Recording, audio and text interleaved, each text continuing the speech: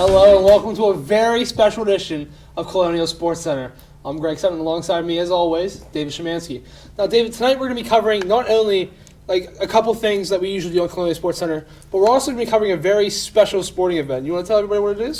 That's right. Tonight we'll be covering the Colonial Rugby team playing against Point Park. It'll be under the lights here for homecoming weekend.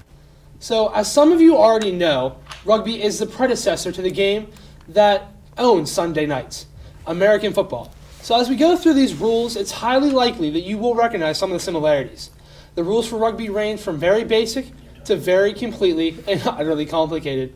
Now, let's jump right into the basic rules and regulations of this historic game. As you see, one of the fundamental rules is the ball can't move forward. Unlike football, there's no forward passes. It's all sideways and backwards laterals, and it can be kicked in any direction. So while it may be as violent as football, the rules are certainly different. Absolutely. I don't know if I'd say rugby is honestly more violent. Like they keep turning football back farther and farther. Like no helmet to helmet, which is a great move because you got to protect the players. But in rugby, there's absolutely no protection. Right, and once you're on the ground, you can still be hit. Yeah, you release the t-shirts ball. and shorts. And there's no break either in between. So when you get hit, you've got to get right back up, and you could get hit again right away. There's no break. So a try is worth 5 points. A player must place the ball on the ground with a downward pressure in the goal line area. Players have to control the ball when it hits the ground. So that's kind of like a similar rule to football also. Whenever you're in the end zone and you make a completion to a wide receiver or a running back or a tight end, they have to maintain completion throughout the entirety of the play. That's right. So in rugby, you've got to have possession once you get into the end zone, and you must maintain it until you touch it to the ground. So if you were hit once you're already in the scoring zone and you lose the ball, the change of possession would then occur. Yeah, and so we've already seen two similarities to football. This is crazy how much they are actually alike.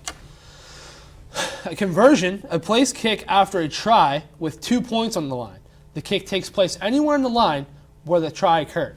So this is also similar to football. In football, we've got an extra point after a touchdown is scored. In rugby, after a try is scored, then they put the ball down where it is. In rugby, though, it's worth 2 points rather than just one. Yeah, so on a try and the conversion, you can get a total of, I think, 7 points, right? That would be correct. 7 points. So it's the same thing as it's equal to a touchdown and an extra point. They just split it up differently. And the neat thing about a conversion, though, is if you touch it on the left side of the scoring zone, then you have to kick it from that exact position. So it's a tougher kick. So in all reality, they would, I imagine, they would go for the middle of the scoring zone to get an easier kick. Right. So once you're in the scoring zone, not only are you trying to touch the ball down while maintaining possession, but you want to work your way towards the middle so that conversion is easier to convert. Absolutely. And then the scrum occurs when the ball carrier gets tackled or falls on the ground and must release the ball. This seems a little intimidating because in football, no matter what, you're not supposed to let go of that ball until the whistle's blown. In rugby, if you get tackled, you have to let go of the ball. Right. That's confusing to me because I've never watched rugby. And that's why once someone goes to the ground, everyone else piles in there because it's a fight for possession. And so once you go to the ground, that's when things really start to get violent, and that's when you've really got to make a play. Yeah, I can imagine being the person carrying the ball, how intimidating that would actually be. Like having 26 total men on the field at the time, having 25 other people stand over top of you, running the thing that's laying in front of you. That has to be absolutely terrifying for the person carrying the ball. Yeah, we see it in football when there's a fumble. Yeah. Everyone jumps for the ball. In rugby, that happens constantly throughout the game. Yeah. All right. So we actually have some history from 200 years ago that we printed out prior to the show. David, you want to start us off with that? I think you have the first page. Yeah, and so rugby in 1830 is when things started to really be recorded. And that is when running with the ball became common. And that was at the rugby school. And the rugby school football became popular throughout the UK in the 1850s and 1860s. It wasn't until 1877 that the number of players was reduced from 20 to 15. I couldn't imagine having 40 people on the field. Yeah. There's nowhere to go for that. Right. I mean, I'd imagine it was for the sake of the game in order for the game to go faster and get more scoring. Reduce it to 15. Reducing the number of guys, and we'll see tonight just how jam-packed the field is. Absolutely. With just 15 players on the field for each team at a time. If my knowledge is correct, it's the same size as a football field, right? Width-wise. Yes. So 11 guys on each side of on the ball for football is a lot of people. I can't imagine having 15 or 20. Right. That's crazy. Right, and everyone in play. You know, in football, you've got people that are ineligible receivers downfield. In rugby, it's every man for themselves. Like 5 men are ineligible for football. All 30 are eligible in rugby. Yeah, and then in 1883, the first home Nationals championship was played between England, Ireland, Scotland, and Wales. So kind of like a United Kingdom kind of championship to see who's the best in the land. Exactly, yeah. So it's kind of like a closer competition. That was their form of the championship. And then in 1900, the rugby union is featured at the 1900 Olympics, and their features through the Olympics went clear through 1924. So a short-lived history in the Olympics, but the sport made it there, which makes it a very relevant sport. It's extremely relevant, and as we've already made comparisons, and we'll make some to even hockey later in the broadcast, but this sport has influenced so many other sports that we can really see how rugby being played in the Olympics had influence on all sports, and it shows up in all sports still to this day. In 1930, Rugby Union's European Cup starts. This was outside the Five Nations, and it was interrupted by World War II. So during World War II, rugby saw a lot of changes occur. Which is, as a lot of sports did, such as baseball, because a lot of the stars had to go overseas or into different countries to protect their freedom. So I can only imagine that World War II brought a lot of changes to the rugby community. Yes, it did. And in 1932, also the first rugby league match was played under floodlights, which is what we'll be doing tonight. We'll be playing under the lights. And so in 1932 that started, and tonight we'll get to see it happen again. All right. So after that brief, short history on the sport of rugby, we're going to cut to a commercial break. But come on back. We're going to have a feature on Emma Granger, and then we're going to talk like last season's rankings with the rugby team, and then we're going to kick you guys off to Joe Walton Stadium. We'll be back after this break.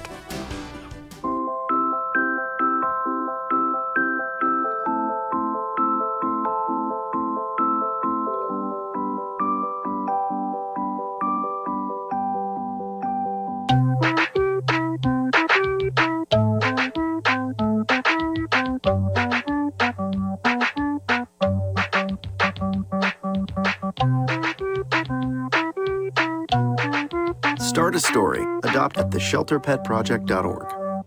Hey, look, it's those guys. Are you good to drive? I'm fine. How many did you have? I should be fine. You should be. Go and step out of the vehicle for me. See ya, buddy. Good luck.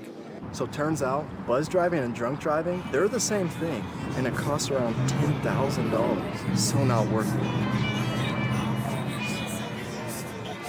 No siempre es fácil ser padre, Do you have panda asthma too? Does that run in the family? This is the home of the most priceless kung fu artifacts. pero cuando haces un esfuerzo, Yeah, we're not supposed to touch anything. Oh, sorry. Go long, son! siempre vale la pena. Whoa! Los momentos más pequeños pueden tener un gran impacto en la vida de un niño.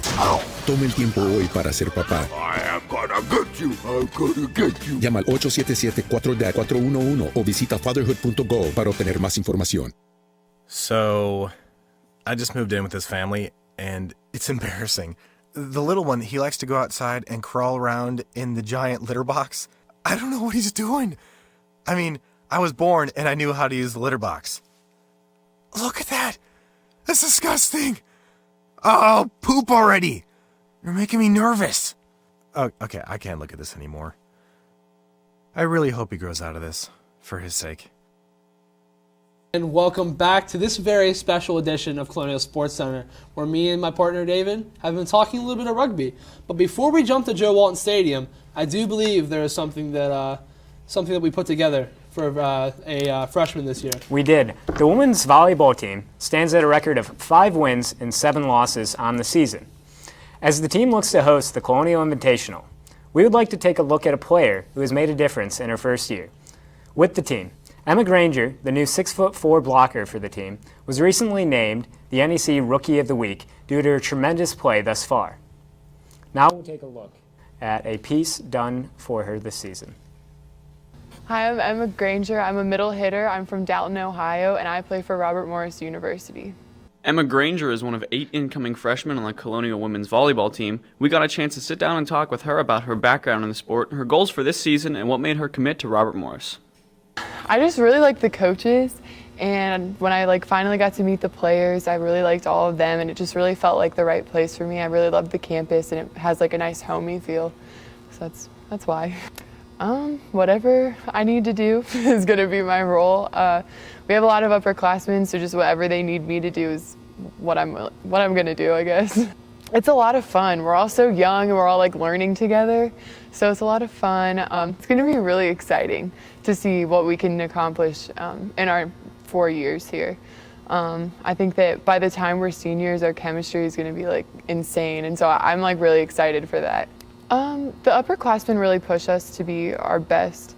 They're all really good leaders, and they all just help us a lot to stay focused and pick up our energy when we need to, and they just really push us a lot, it's really nice to have all of them. Good luck to Emma and the rest of the girls volleyball team as they look to improve upon their 5-7 record this Friday against Middle Tennessee in the Robert Morris Invitational. Reporting for Colonial Sports Center, this has been Michael Schuley and Matt Simkovic.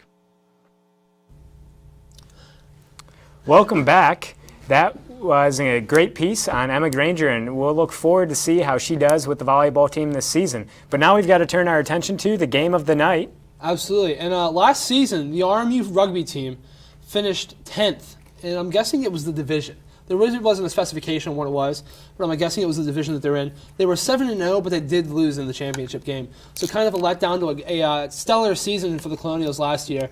Hopefully they can improve upon that tonight and kind of start that reputation of the undefeated season again here at Joe Walton. Yeah, that would be spectacular. I expect a violent game tonight, of course, it being rugby.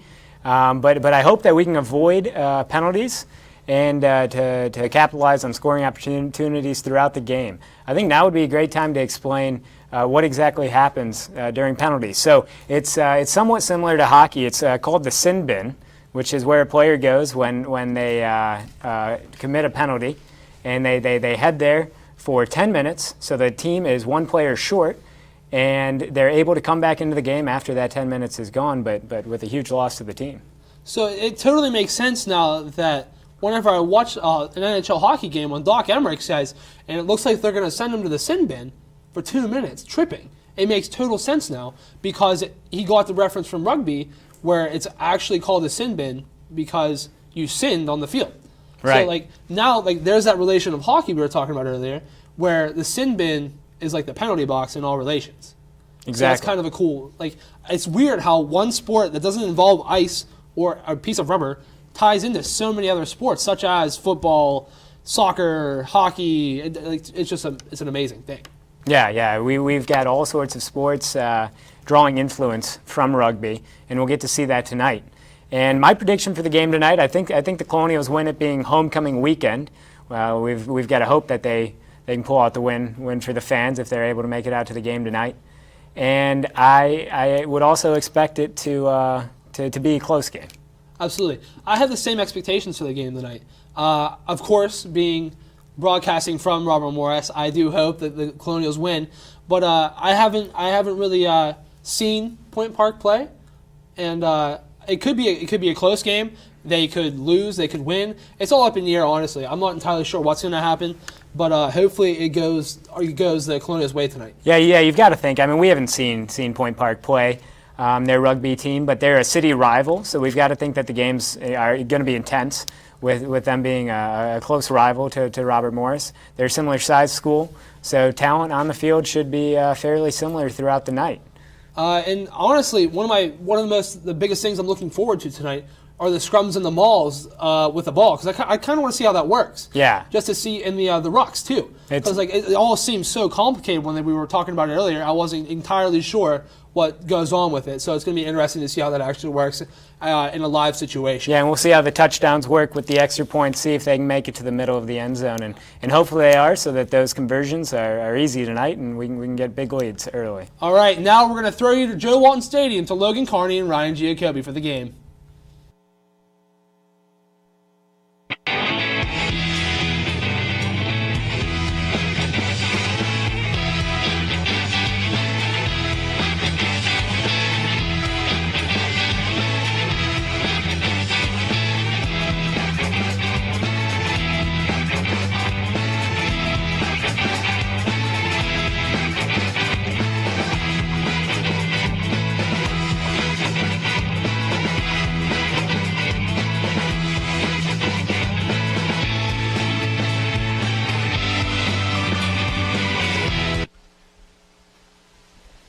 Welcome, rugby fans, to today's matchup between the Pioneers of Point Park and your Robert Morris Colonials. We're live here at Joe Walton Stadium. I'm Logan Carney on the play-by-play, and with me doing the color commentary is Ryan Jacoby. We're going to start off our broadcast with go into a quick recap of last year's special event.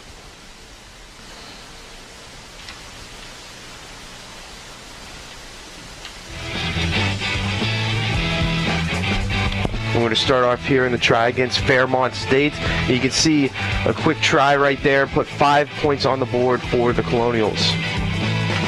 If you start off 7-0, they will make the point conversion and they will get another try in there.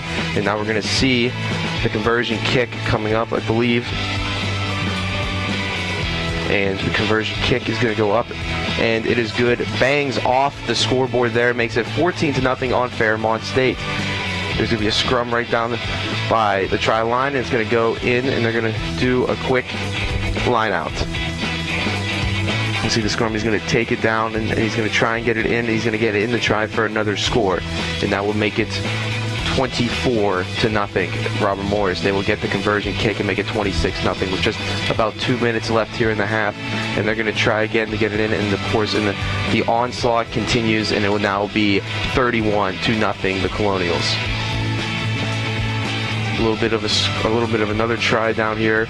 The Fairmont State put 5 on to make it 33-5, and they're going to attempt to get it in. And once again, the Colonials put the points on the board, and it'll be 38-5. One more try to get it in, and it looks like this time it might be stopped, but the Colonials are going to get that little extra push to try and get it in. And a little bit of confusion at the end, as you can see, the Colonials still trying to get it in on the try. And it'll go in, and they will signal for the score, and it'll be 45-5.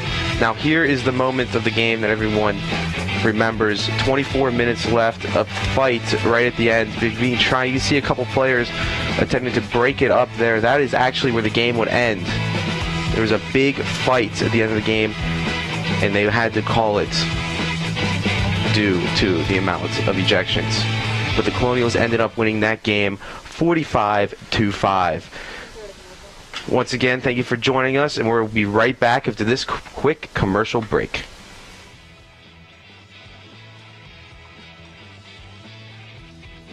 Think about everything that you save.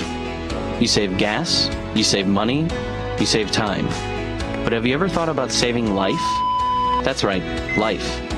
In just 1 hour, you could save up to 3 lives, giving 3 people more time with the ones they love. And isn't that the best thing to save? The need for blood is as universal as it is constant. Save life, give blood.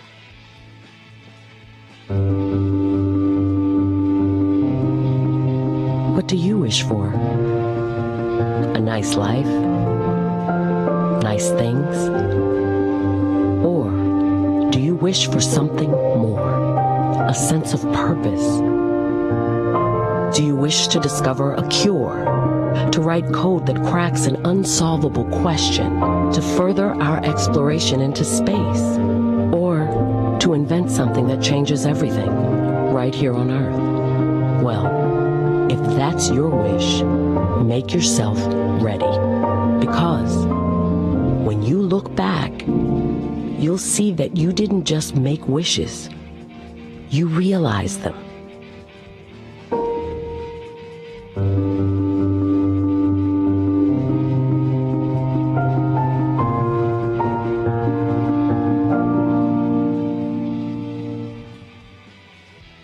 Hurricane Harvey brought terrible destruction, but it also brought out the best in humanity. As former presidents, we want to help our fellow Americans begin to recover.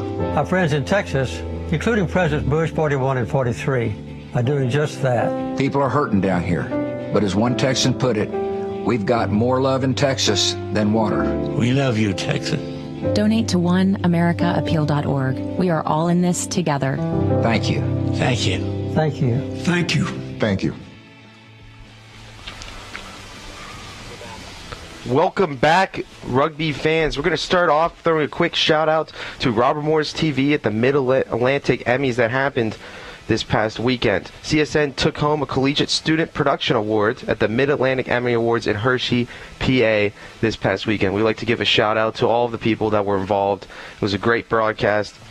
The basketball game last year. Congratulations to everyone here at CSN. And just so you know what you're getting yourselves into, this is an award-winning broadcast coming up. And now we're going to go quick into the rugby's rise. There are now 35,000 high school athletes are playing rugby. That is up from 3,500 in 2005. So exact 10 times if you're doing good with the math. The sport returned to the 2016 Olympics in Rio, and there are now 20 high schools in Pennsylvania that have active rugby programs. So it is a sport on the rise here in America. Of course, now we're going to go into the fall 2016 top 50 rankings for the small college rugby organization.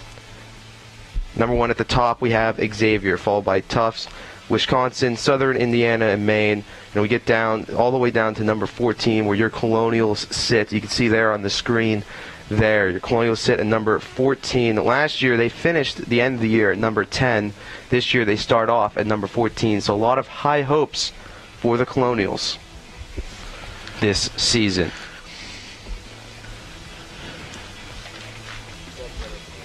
Again, we'd like to thank you all for joining us. We're going to throw to one quick more commercial, but coming up, we will have the match.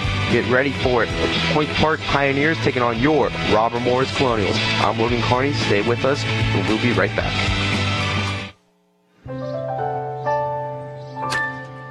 Oops.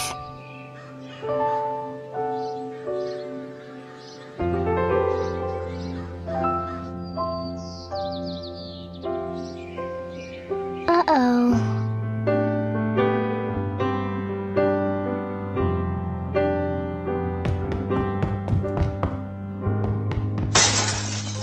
Sorry.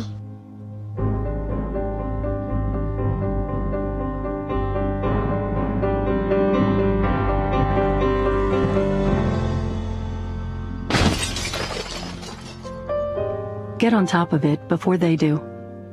Every 24 minutes, tipped furniture or a falling TV sends an injured child to the emergency room. Preventing tip-over incidents is easy, inexpensive, and only takes 5 minutes. Learn how to secure your furniture and TVs to protect children at anchorit.gov. Welcome back, Colonial fans. We're just getting started here. We're going to get right into the lineups. We'll see number 1.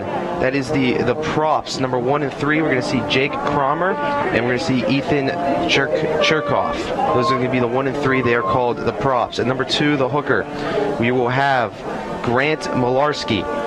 Number 4, Matthew Kennedy. He will be playing the locks, and the other locks are also known as the second row. Be number 5, Rob Molnar. Number 6 and 7 are known as the flankers. Those two will be Roy Helgerly. He'll be number 7, and number 6, Scott Augustine. Number 8, commonly known as the 8-man, that will be Zachary Seeger. And those are the pack or the forwards. Now as we get into the backs or the back line, we'll start with number 9. And at number 9, we have Elijah Bruce. Number 10, the fly half, that is going to be Timothy Golding. Number 11, Zachary Kratzley. That is going to be one of the wings. The other wings is number 14, and that is Tim Weber. Number 12 and 13, those are the inside and outside centers. Number 13 is Daryl Bales, while number 12 will be a game-time decision between Ethan Dempsey and Mike Smith. Number 15 is the fullback. That will be Jake Hayes. And the team, of course, is coached by Sean Crago. We'd like to thank you all for joining us again.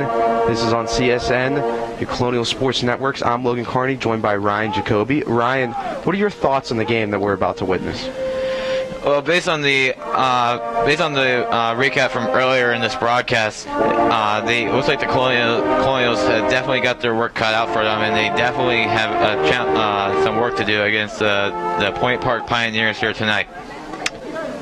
Well said, Ryan. The Colonials are ranked number 14, and they're going to have an interesting game against their neighbors from the city of Point Park. We're going to get into some quick new rules. We mentioned, earlier in the broadcast when they were over at CSC, they talked about the rugby rules. There were 6 new amendments, as they call them. They don't call them rules, they call them laws. The rugby amendments, 6 total. And we're going to get right into them. Amendment number 1, no signal to throw the ball into the scrum following the referee. The scrum half must throw the ball in straight, but is allowed to align their shoulder in the middle of the line of the scrum, therefore allowing them to stand a shoulder width towards their own side of the middle line. The rationale behind that one is to promote scrum stability, a fair contest for possession, while also giving the advantage to the team throwing in. The second new amendment for this season, given down by World Rugby, handing in the scrum exception. The number 8 shall be allowed to pick the ball from the feet of the second rows. This is to promote continuity from the game. The new law number 3, striking after the throw. This is about striking after the throw-in. Once the ball touches the ground in the tunnel, any front row player may use either foot to win possession of the ball. One player from the team who put the ball in must strike for the ball. There is a sanction if they don't strike for the ball, and that will result in a free kick. And the rationale is to promote fair competition for possession. The 4th new rule is going to be striking after the throw-in again. The tackler must get up and throw the ball away, and then can only play from their own side of the tackle gate. The rationale from this is to make the tackler simple for players and referees, and more consistent with the rest of the laws. Number 5, involving the ruck. A ruck commences when at least one player is on their feet and over the ball, which is on the ground. At this point, the offside lines are created. Players on the feet may use their hands to pick up the ball as long as there are reasons to do so. As soon as an opposition player arrives, no hands can be used. The rationale is to make ruck simpler for players and referees. And the last one, also having to deal with the ruck, is a player must not kick the ball out of a ruck. The player can hook it in a backwards motion. The rationale is to promote player welfare and to make it more consistent with the scrum laws. And a sanction for not doing that will result in a penalty.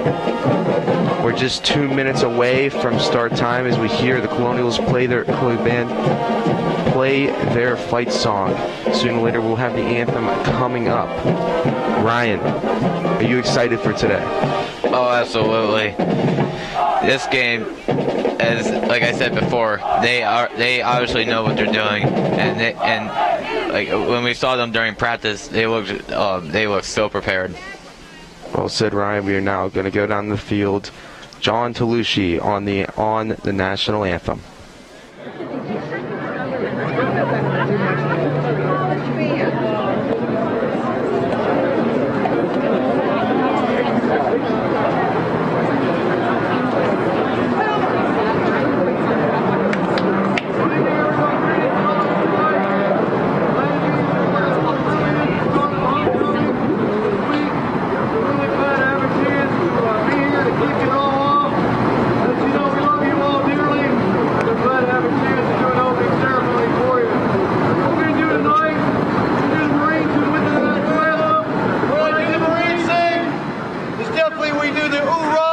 Back to the Marine song.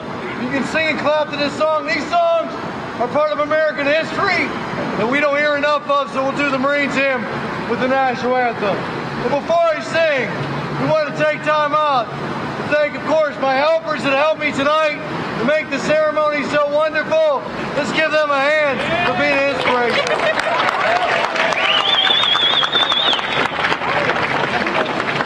We thank them so much.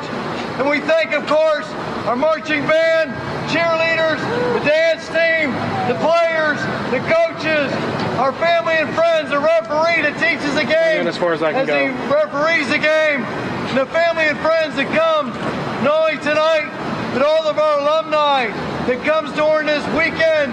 Let's give everyone a hand for being an inspiration.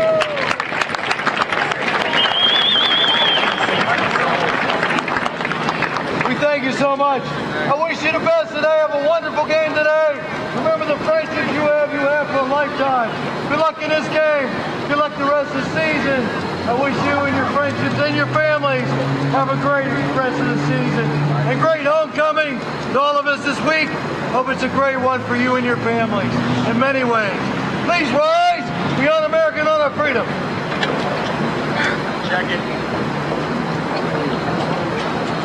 As a tribute to our American flag and the Stars and Stripes, Marines and Army, representing the land, the Air Force, the air, the United States Navy, Coast Guard, the water, the little flags that they hold, it represents every soldier and veteran, police officer, fireman, first responder ever lived. They gave up everything in their life so that these flags will stand on the field. We can play rugby here in America. It's an honor to our men and women and their families. Please wave your flags in reverence to those men and women and their families. If all of you can please join and sing with me as we honor America, honor freedom with the flags by singing the Marines hymn and the national anthem. Please join in, everyone, as we honor our great country, United States Marines. From the halls of Montezuma to the shores of Tripoli, we'll fight our country's battles in the land and air and sea. First to fight for right and freedom and to keep our honor clean. You're proud to have the title of United States Marines. You're proud to have the title of United States Marines. Hoorah!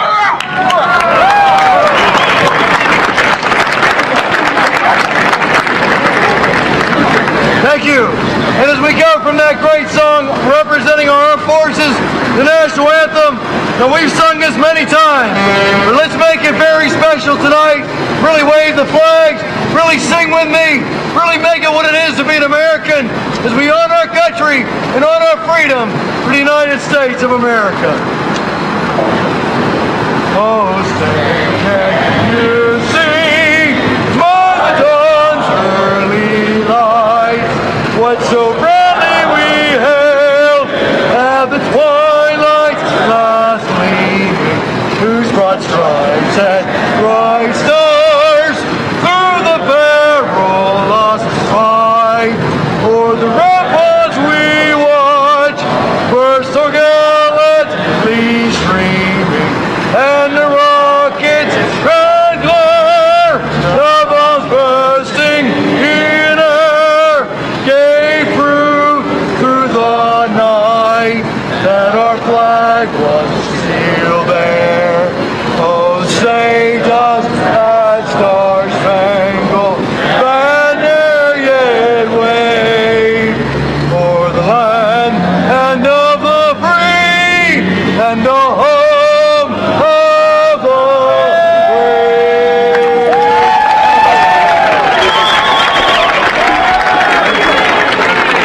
And just like that, homecoming has officially started.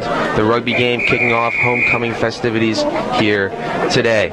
We are now going to go to center field as the game gets started for the lineouts.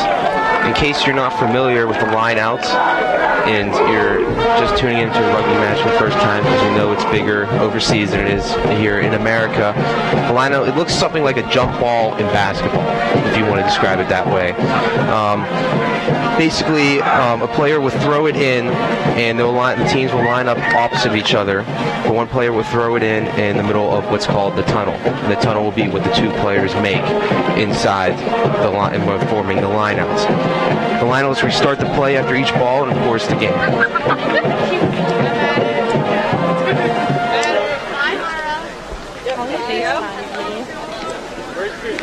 As we get ready to kick off. Believe in you, Rachel.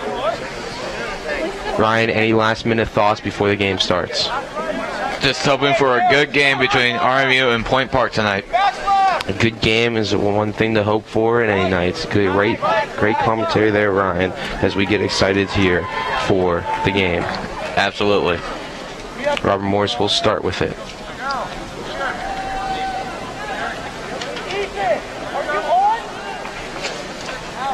The clouds have cleared up over the past couple of hours. So cloudy. It was raining a little bit earlier, but now clear skies as the kickoff is there. You can see players there will be tackled right there by Point Park. Point Park will recover the ball. Of course, you're not allowed to throw it. They mentioned earlier you're not allowed to throw it in front of you. It has to be passed back. And if you need a little refresher on, some of the rules, whenever you get tackled, you have to drop the ball. It's kind of like a childhood game we used to play, at least back when I used to play it a lot, called Crush the Carrier. I don't know if anybody else ever played it. But basically, whenever you get tackled, you have to drop the ball for someone else to get it. You're not allowed to go in front of a player who has the ball that is considered an offsides, and it looks like that's what we got there.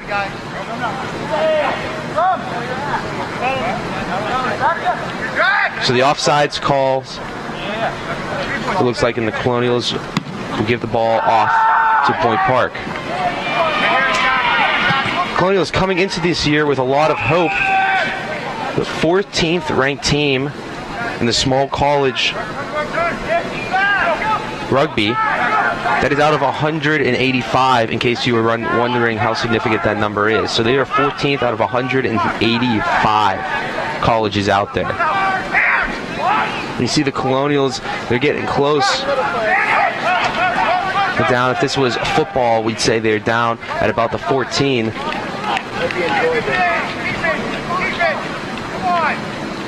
They're trying to get it in there so they can attempt to try.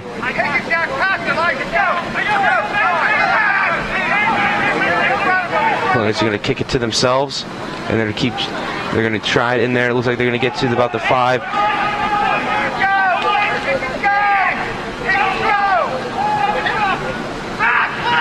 And it looks like the Colonials are going to get the try, and it looks like they are going to get on the board first and right out of the gate.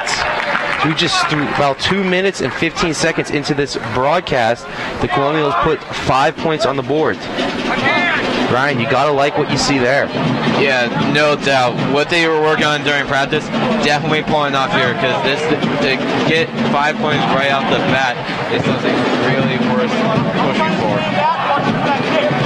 Colonials will start with a 5-point lead, 37 minutes remaining. As we see the conversion kick come on. The conversion kick, I believe Greg and David talked about at the beginning of the game, adds 2 points. Very similar to the extra points in football, except this one adds 2, and the location varies. And it looks like that one might have missed, so the Colonials are going to have a 5-0 lead. Now under 37 minutes here in the first half. There are 2 40-minute halves going on in the game. Not great. Don't worry, I'll cover all of it. Both teams getting set up. I'd like to take this time, maybe we can give a little Point Park history so we can know our opponents better. It began in 1933 as a business school, as we see the kickoff there, and the Colonials get it, and they're going to try again.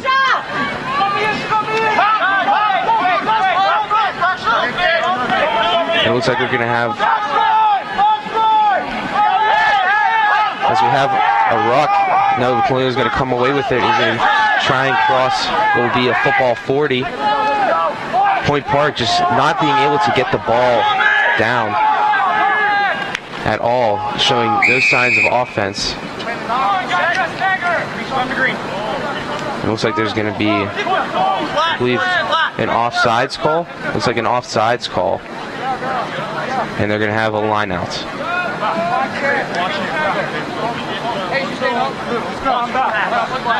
Point Park has the line out, so it'll be tossed in.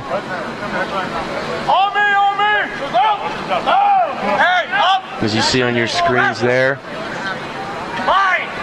number 9, the scrum half, is the one that tosses the line out in.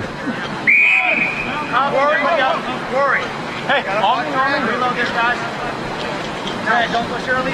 Make sure I can see down past him. Looks like called a little bit of confusion down there, and they're going to reset up for the line out. The scrum half is getting ready to throw it in.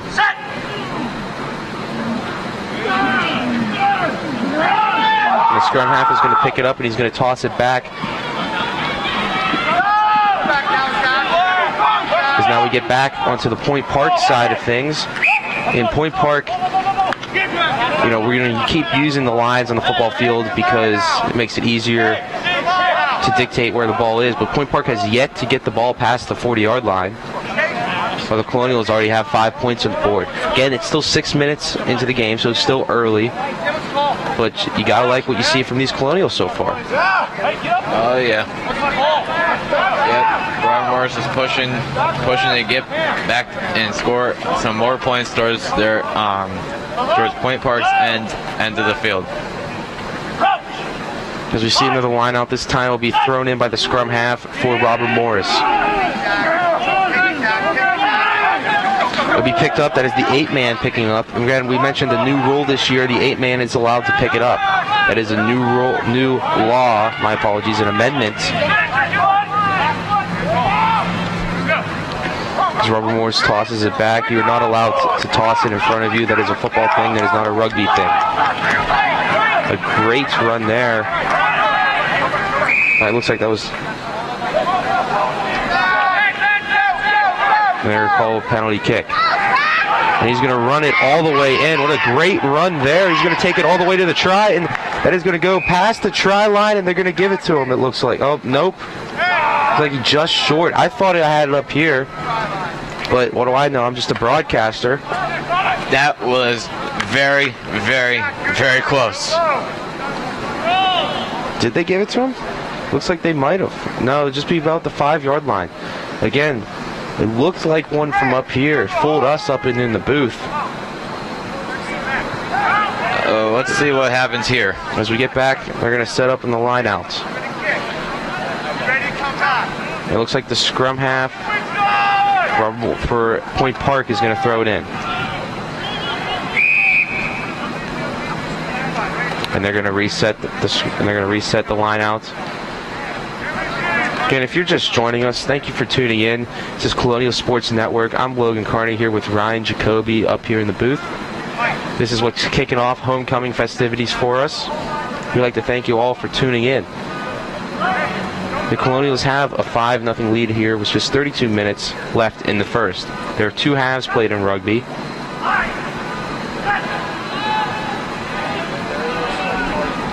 And each half is 40 minutes.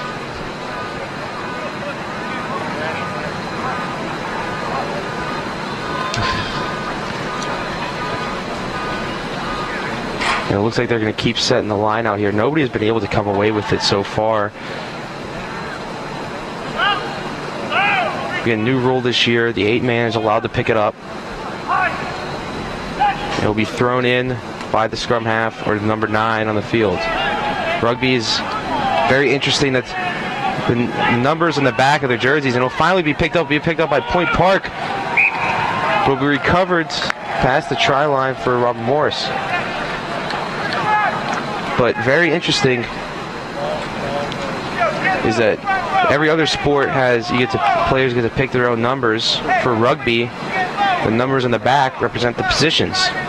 As you heard, we went over the lineups to start the game for Robert Morris. We went over the lineup. Unfortunately, we don't have a Point Park roster up here, but we went over the lineup for Robert Morris.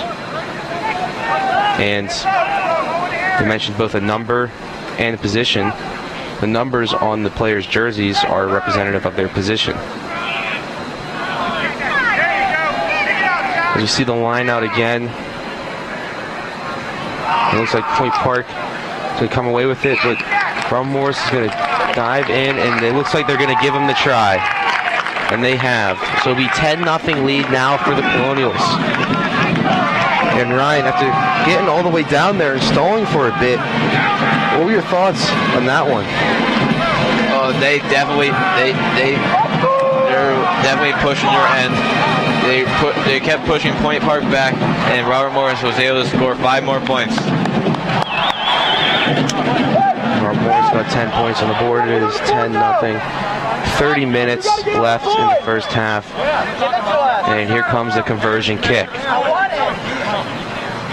The conversion kick is up, and this one will also sail wide right. Under 30 minutes now, Robert Morris leads 10-0. Point Park still in this.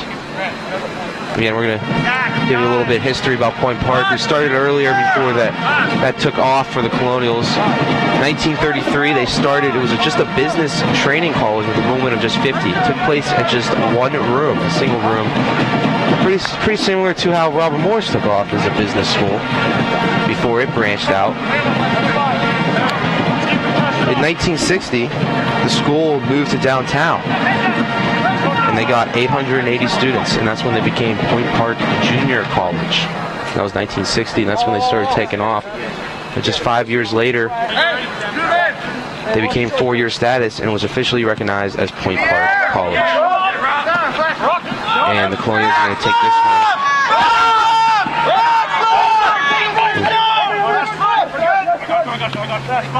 And the Colonials will come away with it there. Point Park still has yet to take the ball offensively. He's going to get down the sideline. He's going to go past.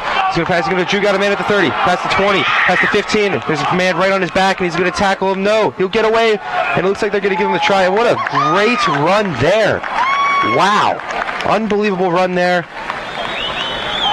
We'll see the number. That was number 7 for the Colonials. That was number 7, Rory Higarty, the flanker, who just took it and ran with it, literally, all the way down the sideline, got the ball at around the 45-yard line, and took it all the way past the try line. And now we mentioned earlier how the conversion kicks are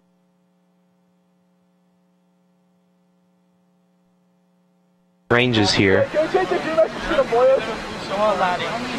It's taken where the referee deems the try was attempted or started, and that one is going to go short. But it's 15-0 now. They have a 3-try lead over Point Park.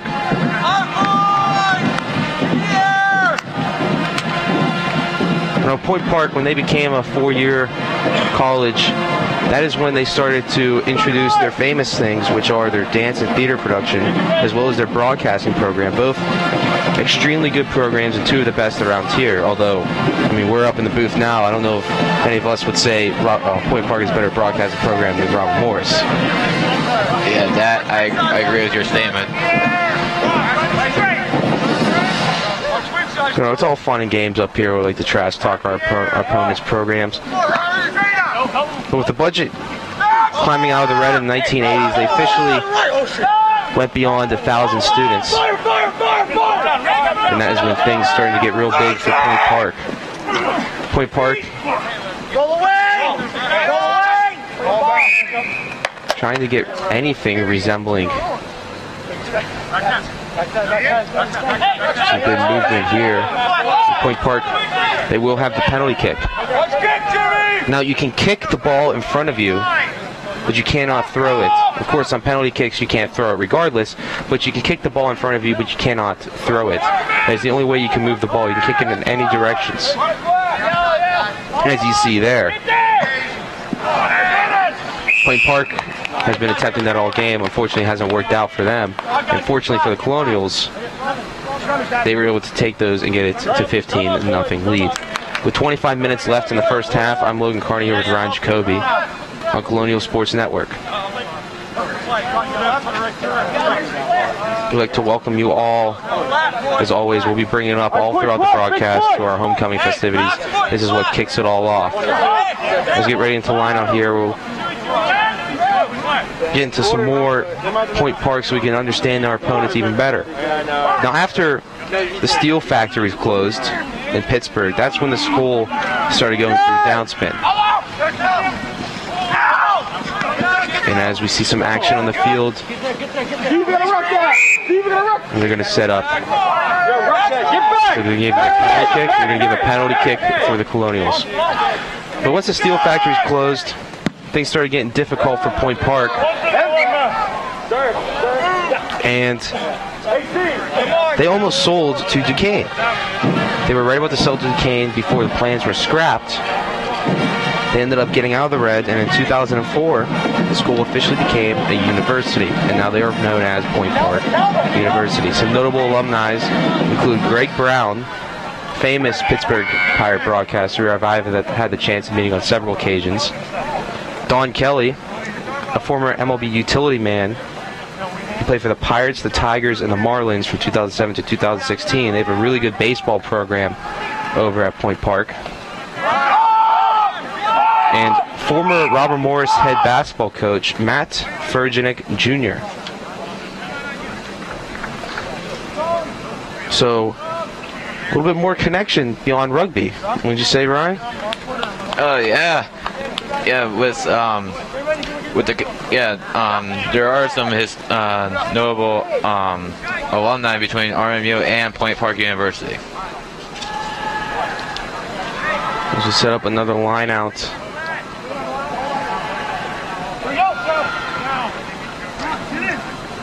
He will be thrown in by the scrum half for Robert Morris.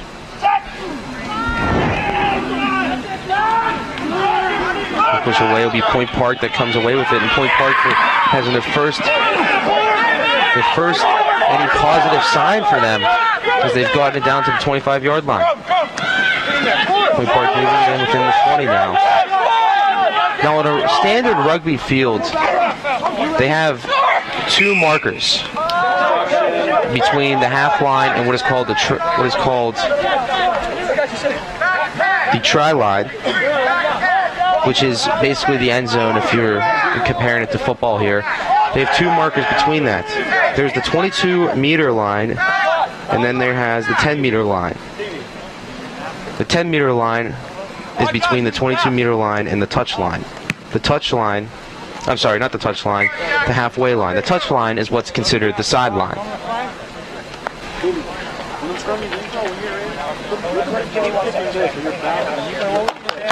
The touch line on this field is the blue line. As you see, there's multi-colors on there. The blue line will be the touch line for the Colonials. But it's always interesting to see, two sports. They were very similar. Of course, football came from rugby. It's all the way up. And there's different, some similarities, some differences. Different terms for pretty much the same thing. Touch line, sideline. You can call it either one for rugby, but you won't call it a touch line for football. So it's interesting to see, two sports, and football branched off, American football branched off from rugby, and it's cool to see the differences between the two.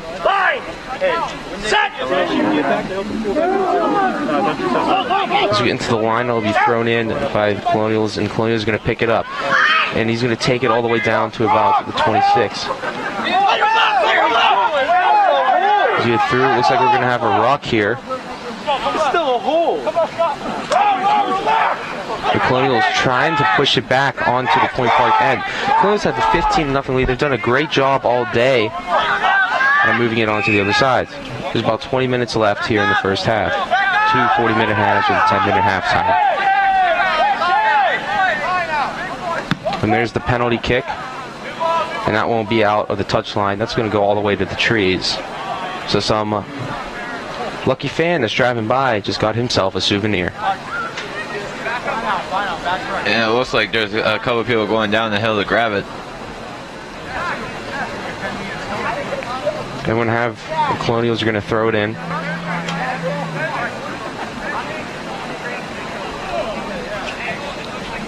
That's right. It's very interesting to see how they do throw-ins.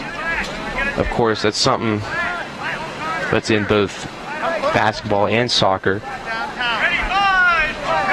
But in neither one of those two sports do you pick a player up to try and catch it.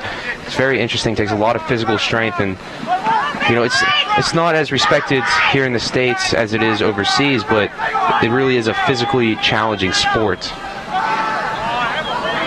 And the Colonials are going to take it in. And he's going to roll over someone. I want to see who that is, but I can't tell who it is for Point Park, but just absolutely rolled over him at the 25-yard line.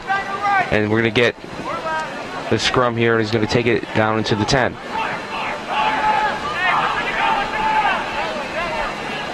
The Colonials come away with it. They're threatening to get another try here.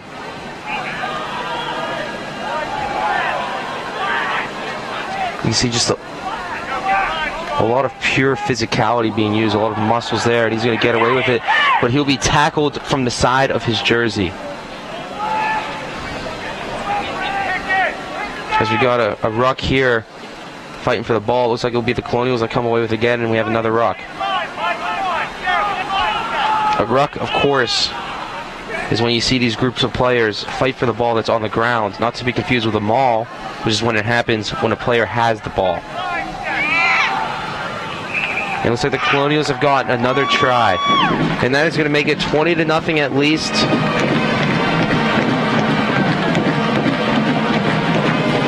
And the Colonials are just moving down the field, just asserting their dominance over Point Park as we get under 20 minutes with a 20-0 lead. 14-0.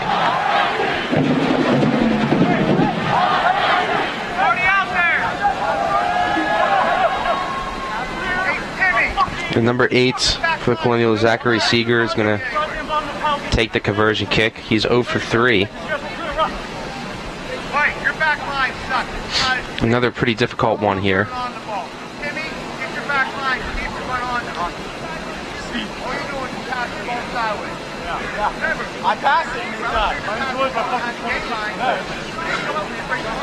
As we get to about 18 minutes. And this conversion kick is also wide right. So he is 0 for 4 on the day. But that doesn't matter much as the Colonials have a 20-0 lead over Point Park.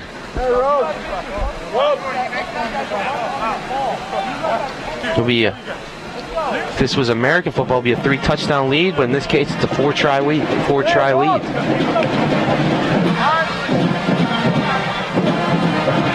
Of course, RMU Rugby, this is their first game of the season. Back in 2014, they won the Three Rivers Rugby Conference.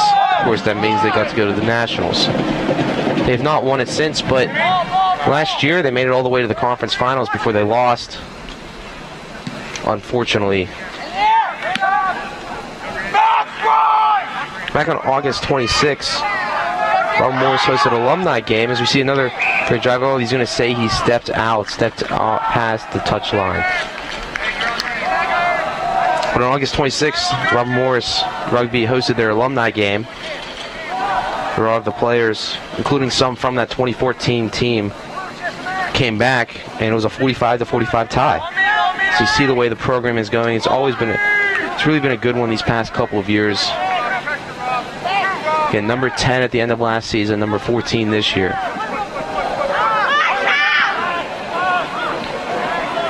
As the players go in, just moving right past this back line of Point Park, and he's just dragging 3 men down the field.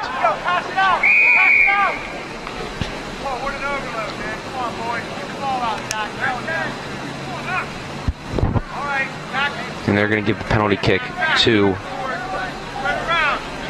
the Pioneers.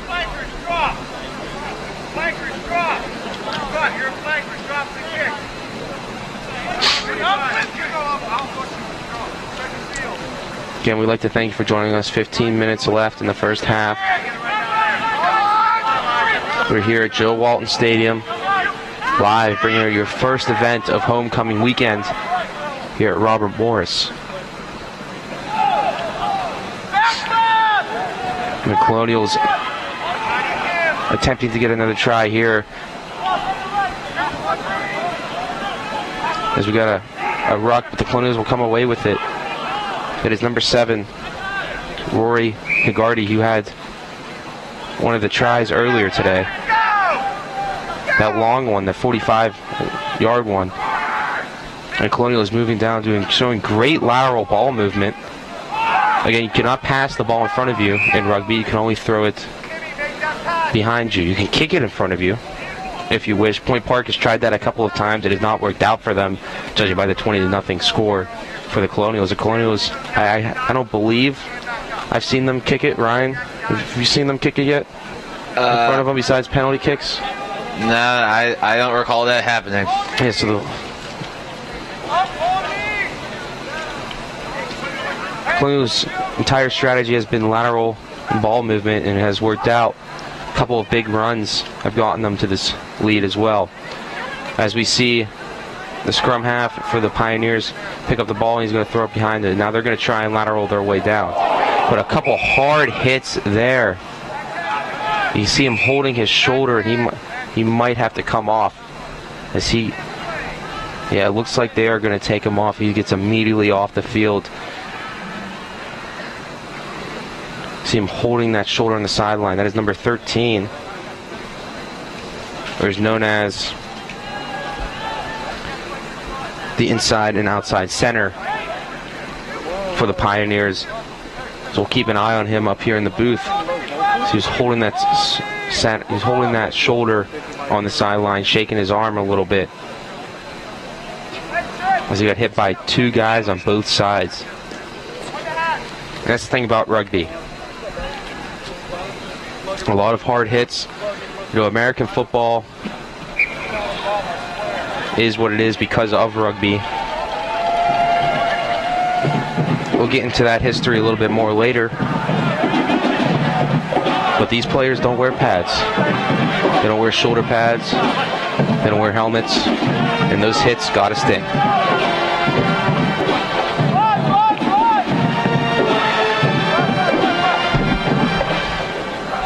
So you see the throw in there, and it's going to come away with the Colonials. And they're going to keep with their lateral, moving it to the other side of the field.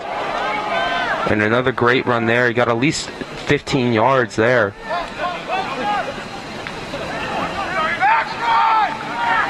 The Colonials attempting to put more points on the board.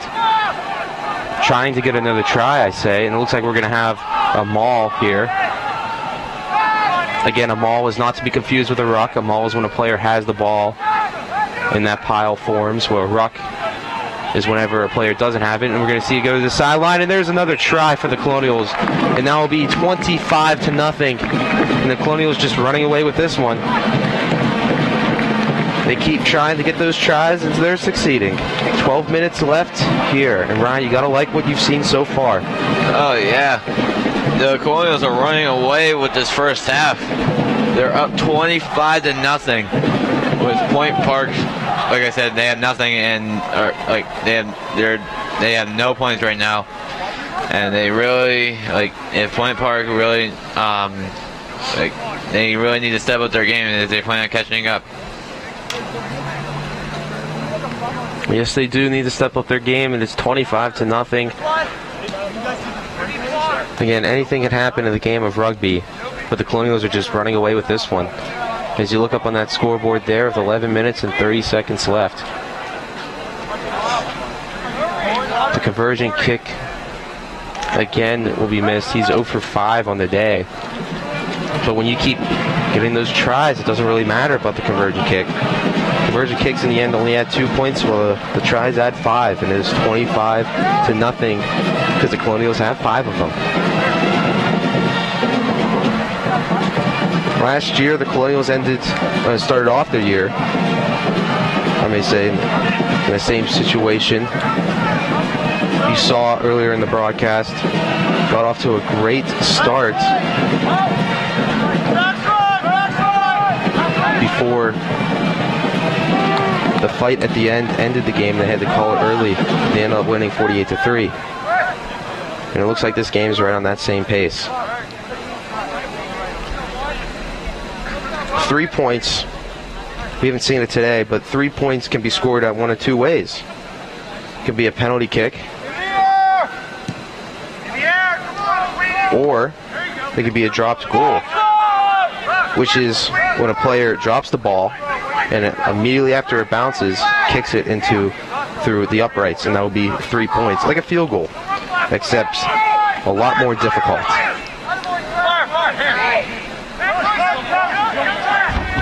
And the Colonials come away with the ball after that ruck. And it looks like we're going to have another ruck here. And there's a player down on the Colonials. That is number 10. He gets up slowly. But he got hit hard by a couple of guys. That is number 10, Timothy Golding. As you can hear the fans do the "Let's Go Bobby Moe" chant. Pretty good turnout for a rugby event. Again, rugby's not as big as it is in America, as it is big overseas, but you saw at the beginning of the broadcast, 10 times as many people that played in 2005 playing rugby now. So it really is a growing sport. And it's only a matter of time before it becomes a big one. You were gonna say, Ryan? Maybe it'll expand even further here in the States. Well, with the path it's on, one can only hope so. Yep.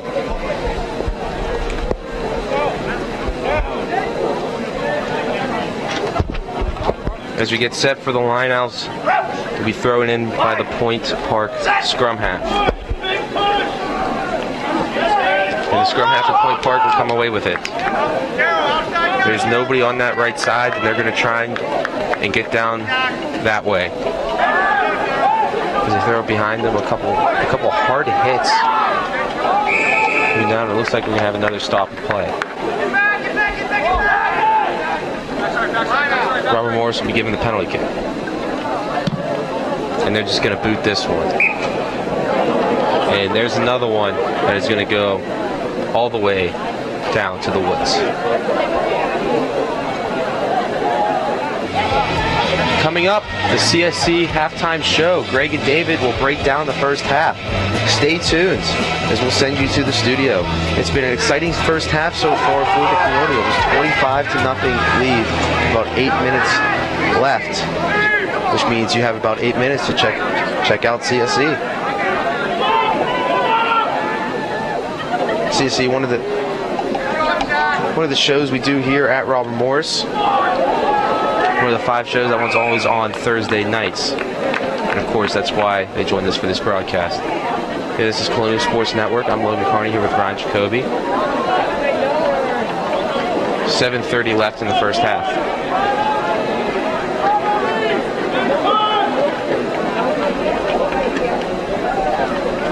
We broke down Point Park's history earlier, but another interesting fact is Point Park University when it was founded in 1933, it was founded by a woman, and that was very rare at that time period. The Colonials get down, they're going to get past the 10, and they're going to go in for the try, and that's going to make it a 30-0 lead. And the Colonials are just running away with this one. 30-0, 6 minutes left.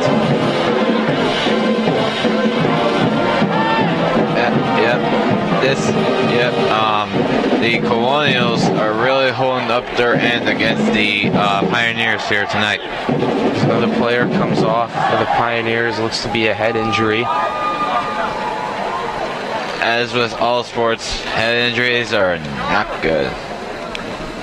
And we do hope here in the broadcast booth that he does get better.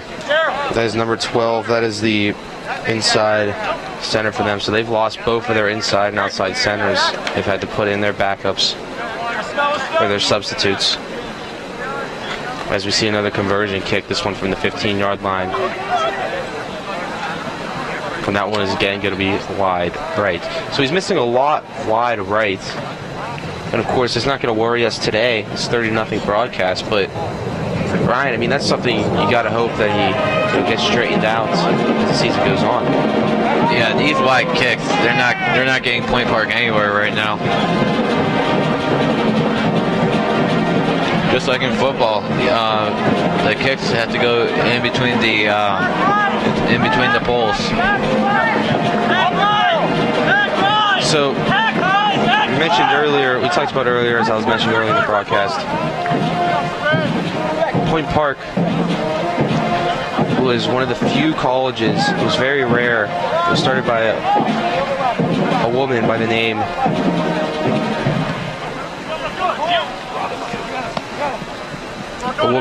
of Dorothy Finkler. Which is very rare at that time period. And she stayed with the school as a professor, as the dean, as the president, as everything. Believe it or not, up until her death. Really just an inspirational person. Obviously a hard worker and a big reason of why Point Park is, a fast-growing university today. Colonial is having a difficult time getting it past the halfway line right now, but they've done it good all day. All night, however. It is the only night game of the year for the Colonials. Under the lights, he's going to have a sideline. He's going to go past the 30. He's going to go past the man, past the 20, go past the 15. He's going to be tackled around the 10-yard line. He's going to recover the ball. He's going to try and get back up, but it looks like Point Park's going to fight for it. And that, we will see another line out.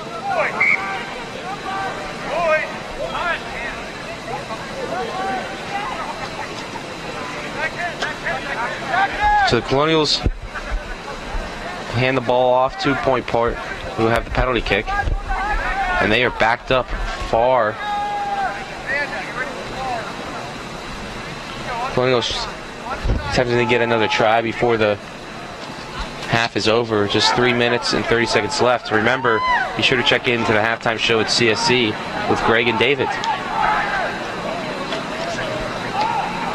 The Colonials now in the 10-yard line. And we'll see the ball come out. The Colonials recover. Colonials going to the left. And he's going to have a great pass there, and it's going to go in for another try. And this game is getting out of hand for Point Park. 35-0. If it wasn't out of hand already, and it'll be a miracle in the second half for Point Park to come back from this one. And now we'll see number 8 for the Colonials come out for the conversion kick. He's 0 for 5 on the day. But this is his shortest one of the game so far. He's missed all of them wide right except for one early that was short. As you see on the screen there, great pass back to get it in past the try line.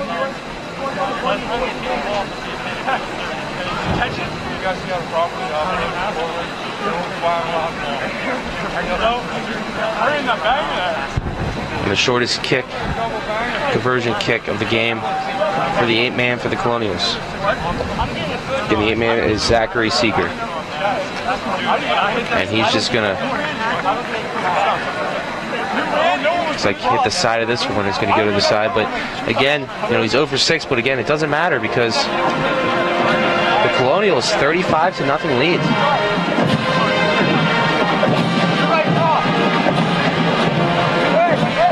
0 for 7, I might add, because we're under 2 minutes now. 1:46 to be exact.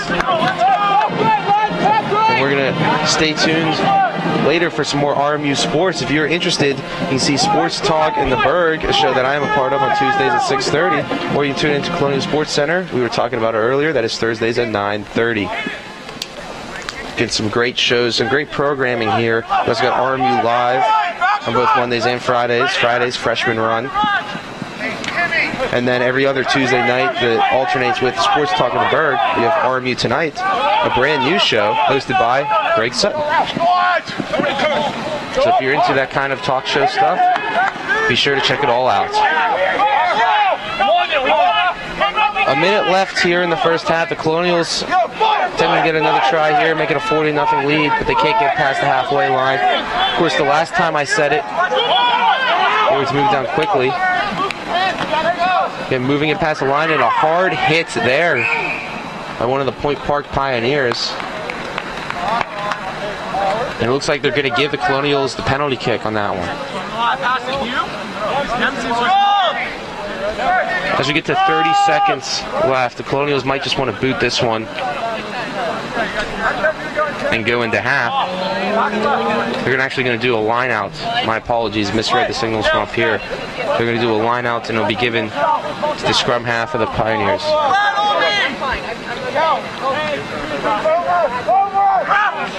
So we get 10 seconds left. The scrum half of the Pioneers is going to toss it in.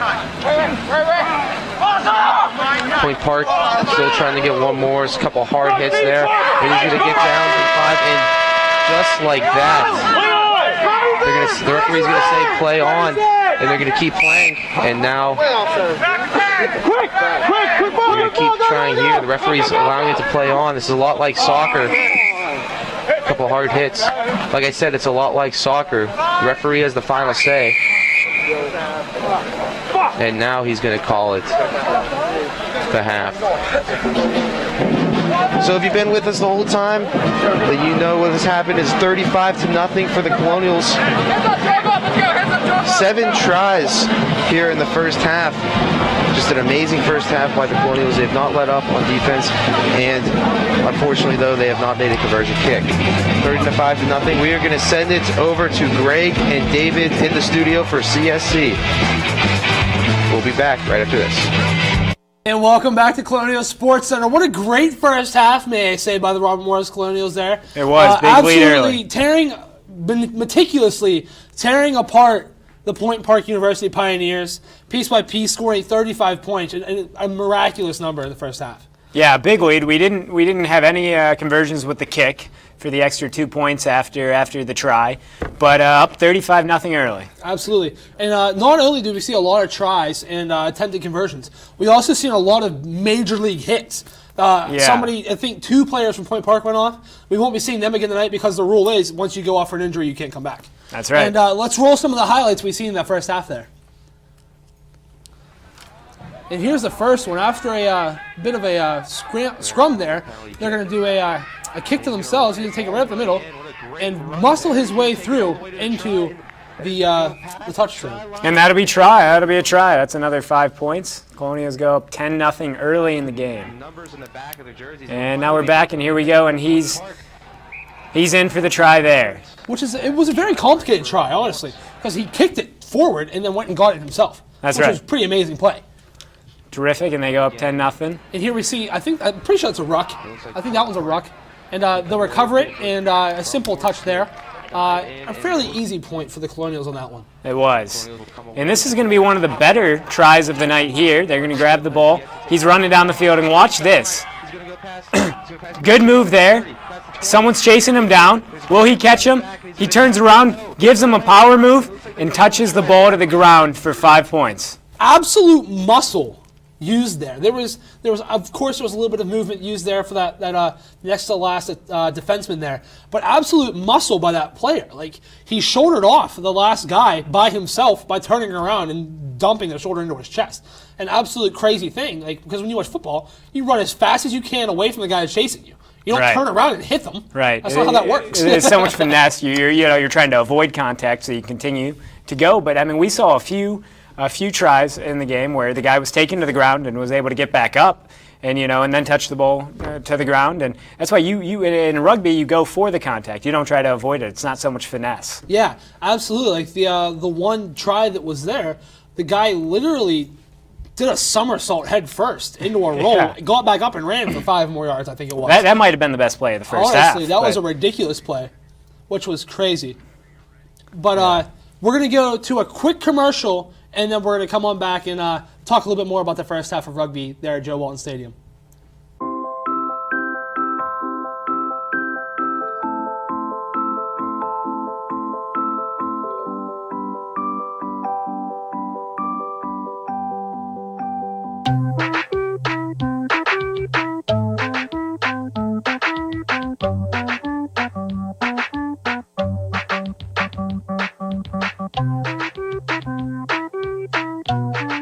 Start a story. Adopt at theshelterpetproject.org. Hey, look, it's those guys. Are you good to drive? I'm fine. How many did you have? I should be fine. You should be. Go and step out of the vehicle for me. See ya, buddy. Good luck. So turns out, buzz driving and drunk driving, they're the same thing. And it costs around $10,000. So not worth it. No siempre es fácil ser padre, Do you have panda asthma too? Does that run in the family? This is the home of the most priceless kung fu artifacts. pero cuando haces un esfuerzo, Dad, we're not supposed to touch anything. Oh, sorry. Go long, son. siempre vale la pena. Whoa! Los momentos más pequeños pueden tener un gran impacto en la vida de un niño. Toma el tiempo hoy para ser papá. I am gonna get you. I'm gonna get you. Llama al 877-4DA-411 o visita fatherhood.gov para obtener más información. So, I just moved in with this family, and it's embarrassing. The little one, he likes to go outside and crawl around in the giant litter box. I don't know what he's doing. I mean, I was born and I knew how to use the litter box. Look at that! That's disgusting! Oh, poop already! You're making me nervous. Oh, okay, I can't look at this anymore. I really hope he grows out of this, for his sake. And welcome back to the halftime report on Colonial Sports Center. Now, David, that first half, I've never really watched rugby before. It was exciting. Like, the clock kept running. It was a total of 40 minutes. The clock kept running. There was big hits. There was excitement with the tries. It was like, it's a sport that I would consider watching over and over, like I do Sunday football. Right. It's one of those things where I love watching football, but the best part of football is like the NFL Red Zone. When you sit down, there's no breaks, no commercials. But rugby, you get that with one individual game. The entire time, the action is constant, and the second half is going to be the same. Absolutely. There needs to be a rugby touch zone. Yeah. All right, and now we're going to throw it back to Joe Walton, to Logan Carney, and Ryan Giacobbe. Back here, guys. Welcome back, Robert Morris Rugby fans. You missed the opening kick of the second half, but it's 39-35 left. Your Robert Morris Colonials lead this one 35-0 in what has been absolutely great, dominating performance by the Colonials. Just everything you like to see from a rugby team. They're number 14 out of 185 in the national rankings and couldn't move up after this one. Looks like we're going to have a ruck here at about the 25-yard line, but if the Colonials are going to get it, and he's going to run down the middle. He'll be tackled at about the 11. We're going to have another ruck, but it looks like the Colonials are going to get it again. The Colonials doing two things that I find interesting, Ryan. You know, they're passing the ball a lot back, moving it to the other sides, and just straight running into guys and overpowering them. And that's been the key to their lead so far. Yeah, absolutely. As told by the Colonials, 35-0 blowout so far. They really seem to be having the upper hand here. And he is, you see it, not happy there. It looks like we're going to understanding what the call is.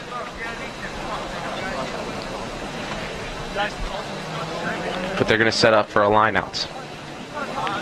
Now, some little history in rugby. I mean, you heard them talk about it at the beginning of the broadcast. They mentioned 1830 was when running the ball became common at rugby school. But the exact year when the game of rugby is said to be invented at rugby school was 1823, when William Webb Ellis caught the ball and ran with it in a football game. Webb Ellis would later go on to win a blue for cricket at Oxford, and he became an Anglican clergyman.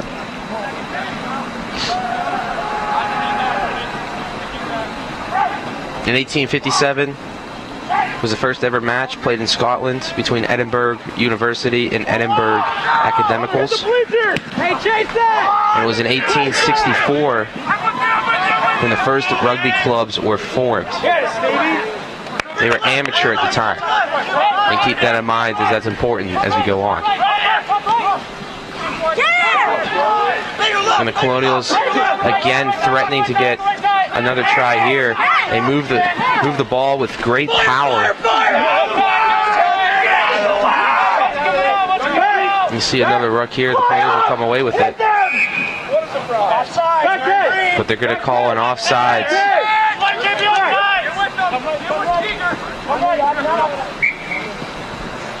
And they're not going to allow that penalty kick. A little bit too early. And they're just going to boot that one out of bounds. In 1864, the first rugby clubs were formed. And here's what I found most interesting. In 1880, Walter Camp proposed at the U.S. College Football 1880 Rules Convention that the contested scrummage be replaced with a line of scrimmage, where the two teams with the ball started with uncontested possession. This change effectively started the revolution of the modern game of American football away from rugby. All the way back in 1880, you can trace the roots from American football breaking away from rugby.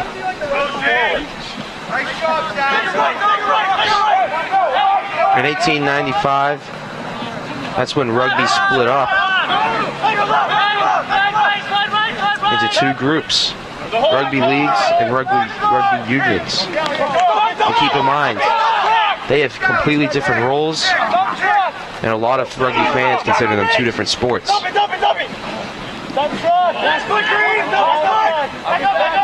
And it wasn't until the key to that whole breakup, and we'll get more into that later as we go on into our broadcast, and what appears to be at least now it is a 35-0 dominating performance by the Colonials, as they are real close to getting another try here. But the key to that breakup was about amateurs versus professional players, which is very similar to a debate going on around college football with should players be paid.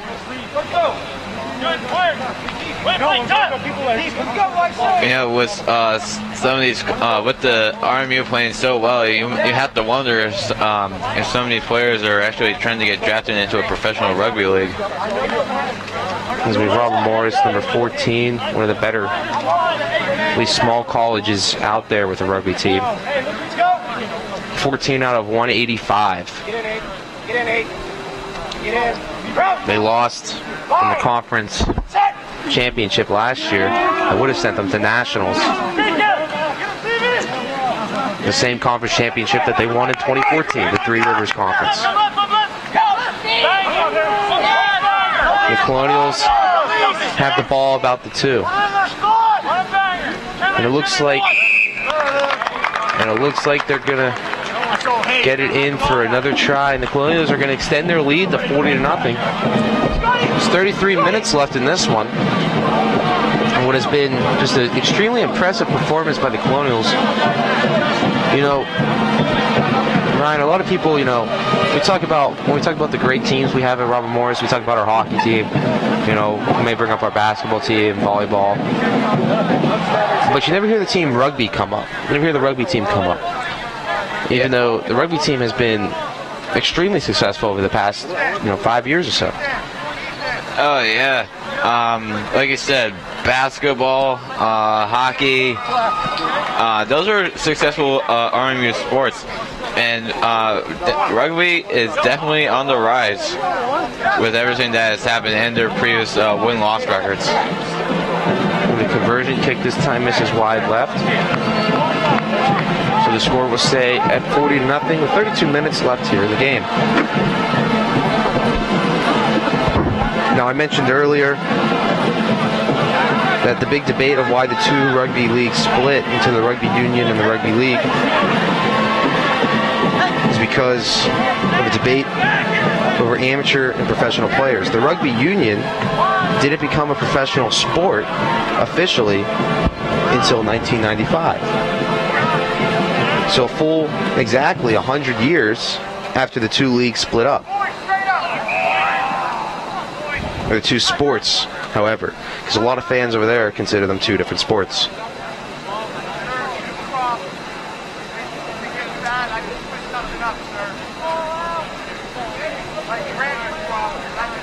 Point Park has this one inside Colonial territory. This might be the deepest they've had it all game, besides that little rush at the end of the first half. They're going to have a line out, and the Point Park scrum half will throw it in.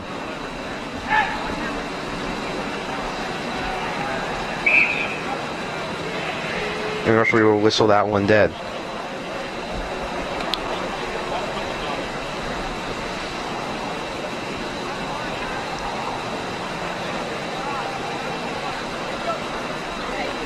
Now, you see the Colonials have a 40-0 lead.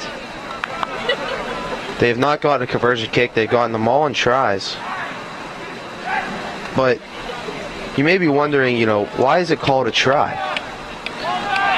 Why is it called a try when you get points from it? The reason behind that is because originally the try had no value, but allowed the attacking team to try a field goal or a conversion kick. So if the Colonials were playing back then, the score right now would be 0-0.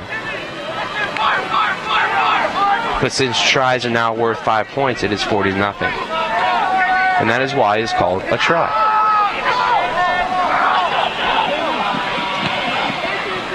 And a kick there by the Pioneers to give it right back to the Colonials. And the Colonials will get the ball, at least get the penalty kick at about the 32-yard line again if we were using football. But of course, you mentioned earlier how football deviated from rugby. It really is, this is what happens with 40-0 broadcasts. You get a nice rugby history lesson. It was a sport on the rise here in America, huge over in Europe, especially in the United Kingdom, Scotland, Ireland, England. But real interesting, they actually do have some football players coming from England nowadays. Jay Ajayi from the Miami Dolphins is from England. He's actually the first player drafted from American football over there. So American football is on the rise in England, in the United Kingdom, like rugby is on the rise here in the United States. The Colonials are again going to try their strategy of moving it to the other side. And why not has worked all game. The Colonials are going to attempt to get it in past the 25-yard line. They will give the penalty kick to the Colonials. Again, as always, you can kick it forward, but you cannot throw it forward.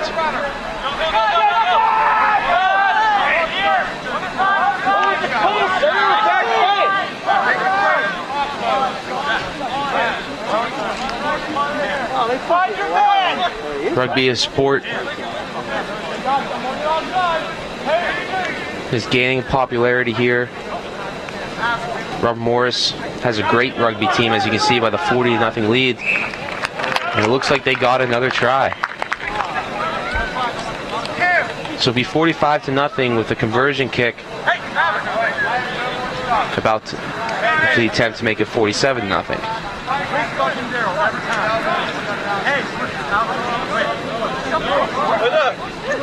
But I'm giving him the water. I'll go around the field. Believe it or not, up until it was back into the Olympic sports in 2016, and we talk about how it's on the rise in America, the reigning Olympic champions of rugby before it came back in 2016 was, you guessed it, America. They won it in 1924, and they were the reigning champions all the way until 2016. So even if it was on the rise now, it was big back then. Yeah, I do. At the half. 27 minutes left in the game.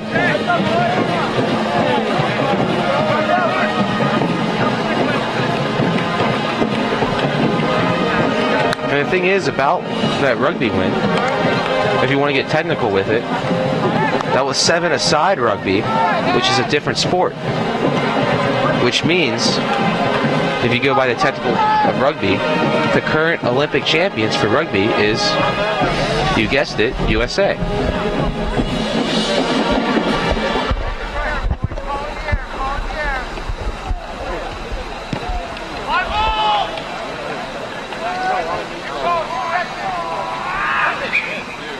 And as it goes out of bounds there, Earl Morris has a 45-0 lead. They've scored 9 tries, have not made a conversion kick, with 26 minutes left. We're here at Joe Walton Stadium. I'm Logan Carney.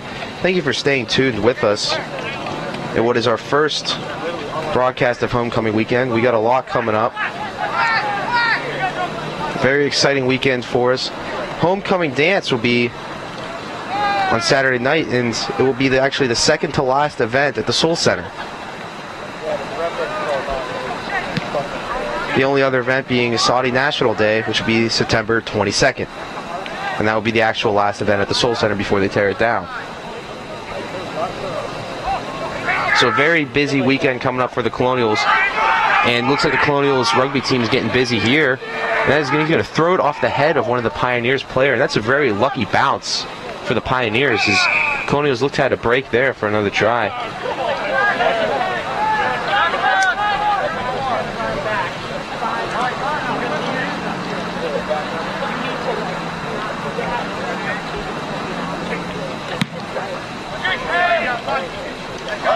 You know, we talked about, you know, the rugby starting out in the 1830s, 1823, the first time rugby ever became a thing when it was invented at the rugby school. But the first reference to rugby dates all the way back to 1852. And that was in the Oxford English Dictionary. Tomorrow in RMU Athletics, I alluded to it earlier, we got a busy day. We got volleyball at Mid-Tennessee, volleyball versus Penn, and women's soccer at Bowling Green. You'll be able to catch the volleyball versus Penn. And that'll be at 6:30. So busy day for the Colonial teams out there. We wish all of them luck on this great homecoming weekend. One team we don't need to wish luck to is the Robert Morris rugby team, who now leads 45-0. And they've had a great game so far. As we see the line out there, Pioneers will win it.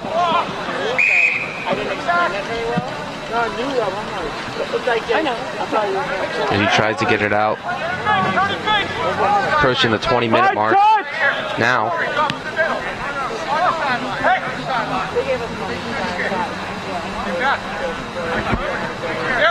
Colonials have really put together a great performance here in the first game of the season. This 45-0 lead was similar to the game ahead. It's not the first time they've scored 45 points this year.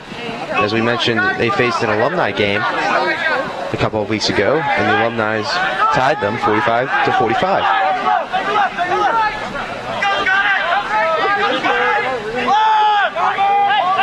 It looks like we have a player for the Colonials that's still down on the field.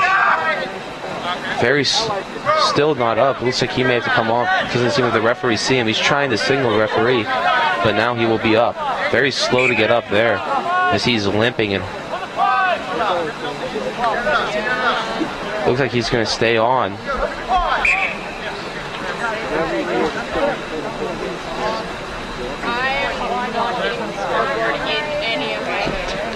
That is number 10, Timothy Golding. Was very slow to get up, but you know, rugby is a very tough sport. And he'll stay on. 22 minutes left in the game. The Colonials lead 45-0. Good fucking hit!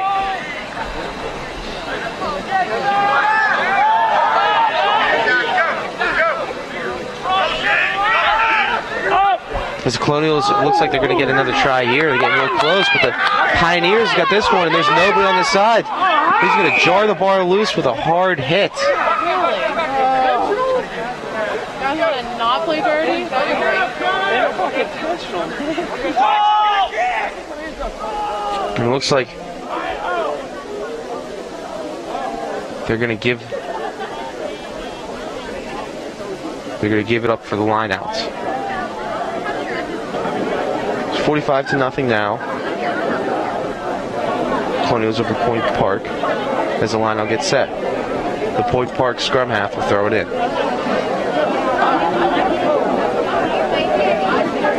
Remember, a new rule this year. We saw it take place early in the game. The 8-man who lines up at the end of the line out is allowed to pick it up now. It used to be just the scrum half, but now both the scrum half and the 8-man are allowed to pick it up.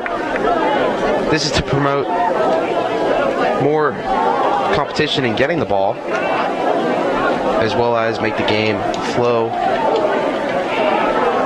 much faster.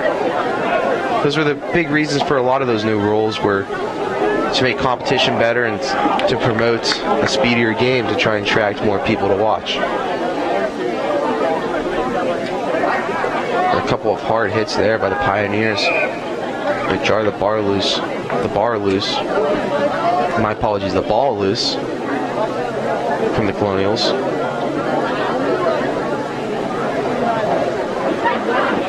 And now the Colonials are going to get set up for the lineouts.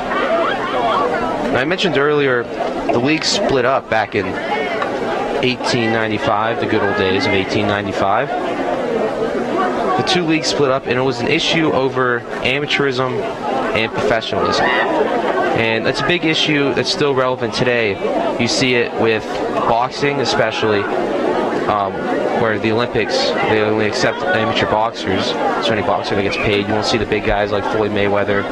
You won't see Canelo Alvarez, who has a fight tomorrow night, or Saturday night, my apologies. You won't see those guys fight in the Olympics because they get paid, so they're professionals. But that was a big reason why rugby split up. Rugby Union wanted to keep it amateur. But in 1892, charges of professionalism were laid out against Yorkshire clubs after they compensated players when the players would miss work to play a game. They would get them 6 shillings when they missed work.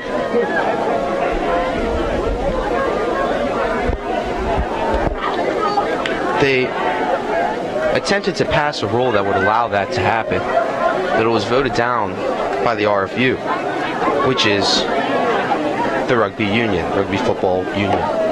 On August 27th, 1895, prominent Lancashire clubs declared that they would support their Yorkshire colleagues and formed a new professional organization, and that was known as the Northern Rugby Football League Union, but it's usually called the Northern Union, or the NU.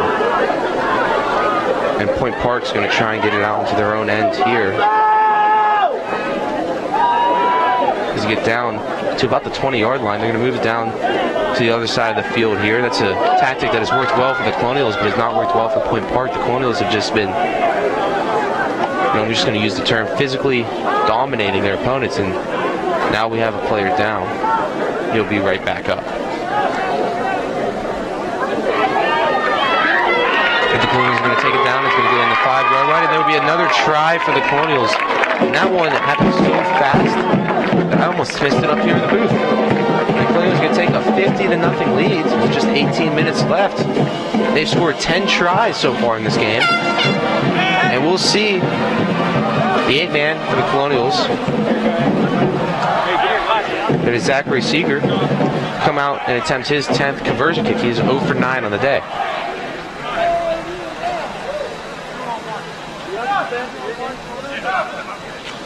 With 17:30 left. I'd like to thank you all again for joining us as we wind down into the second half of the game. And he is going to get that conversion kick in, it looks like. And we'd like to thank you to our sponsors, Angello's Pizza, where we put the awe back in pizza. I'd like to thank you to our sponsors who helps make this all possible here at CSN. Now, the rugby union was not happy about teams splitting off. So, the rugby union authorities issued sanctions against the clubs, players, and officials all involved in the group. This included the amateurs who played with or against the Northern Union clubs. And they had a court case and everything, and after everything was done, they separated into two, which are now known as the Rugby Union, which was the RFU, or the original one, and the Rugby League, which is the NU. At this point, they are very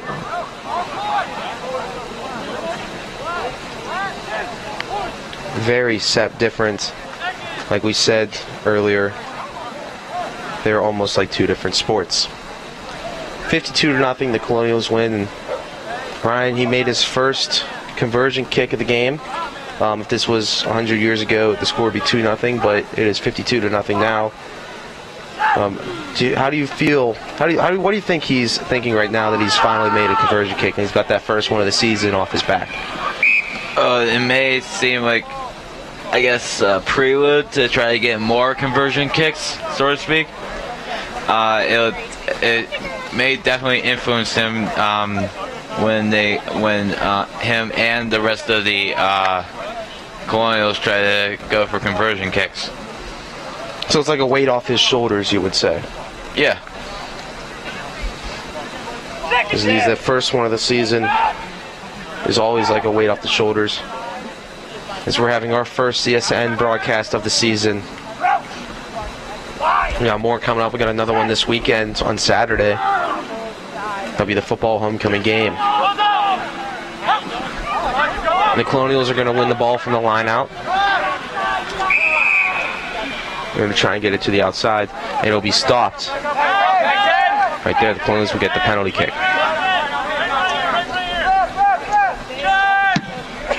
And they're just going to kick it out. Something they've done all day. Right here? Yeah. Sorry, I was talking. My bad. I was talking. The Colonials have done a great job of moving the ball down the field all game. As you can see by the 52-0 score at the top of your screen with 14 minutes left. They slowed down a bit in the second half, but they went into lead with a 35-0 score. My apologies. 45-0 score. Get in there! Drive them! Drive them! Drive them! So out of respect for their opponents, one can assume they slowed down, but they almost had another try there, and they're going to keep attempting to get it in. And there is the try. The Colonials will now have a...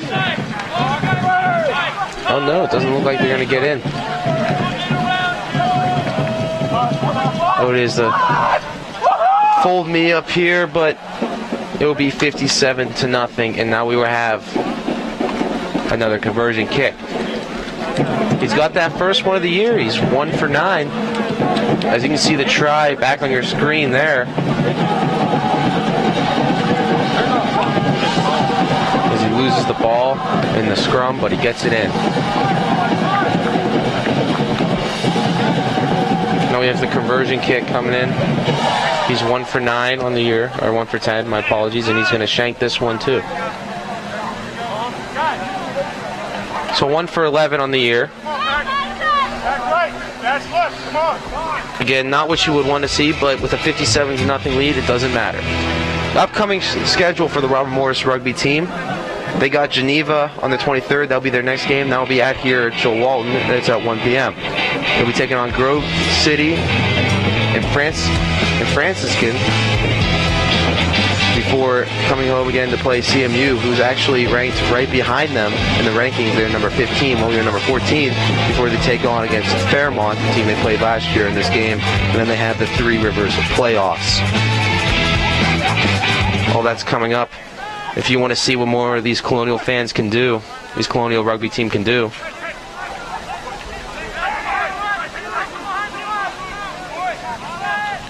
Approaching the 11:45 mark, and there's going to be booted down the field by the Colonials. Only a couple of players there, and a hard hit, and he'll knock him out of bounds. And that's lucky for the Pioneers. If he had to throw up the ball there were 3 Colonials around, but only one other Pioneer. That could have put things over 60.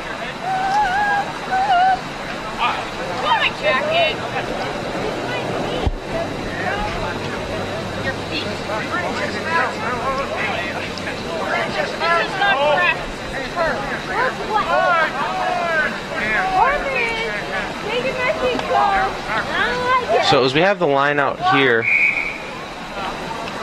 they're going to go back. It's going to drop out.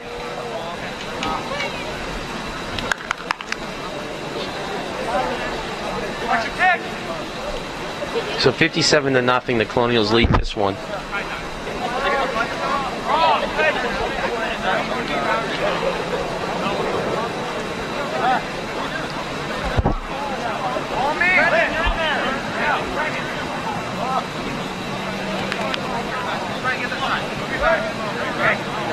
And rugby has been, a historic sport. We talked about it. It's had influence over football. You see a lot of similarities in a lot of other sports, but it's actually had an influence over every single sport that is out there. As you see, the rugby, as the Colonials are getting close to getting another try here. And a couple hard hits. And we're going to have a ruck. Ball will be loose and the Pioneers will come away with it.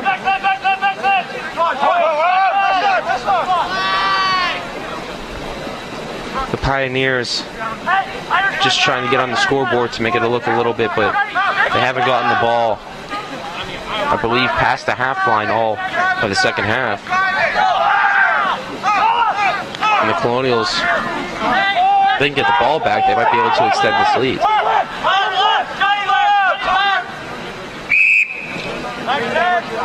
But as I was saying, rugby, it's had an influence over every sport. The first, as we see a try there, everyone just plows through 3 Pioneer back lines and gets in for another try. And they'll put the team over 60. They'll make it 62-0 as we have another conversion kick will come out. But the first time a national anthem was sung before a sporting event happened, before a rugby game. This was a New Zealand rugby game, and it happened randomly. It was not planned at all. And they did the haka, which is a traditional war dance seen to intimidate their opponents. Then on November 1905, November 16th in 1905, they played Wales. And after New Zealand danced the haka, Wales responded by beginning to sing the Wales national anthem. The crowd picked up on it and joined in. Now, thanks to rugby, it is traditional in every sport, in every country, to sing the national anthem before the start of a game.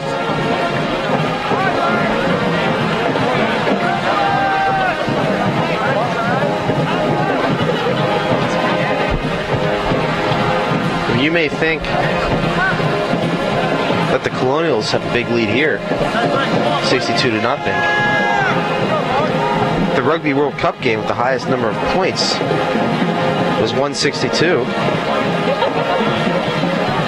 And that was played on the 4th of June in 1995 when New Zealand beat Japan by a score of 145 points to to 17. One can only imagine the bad blood that was between those two teams, for which New Zealand would run up that score.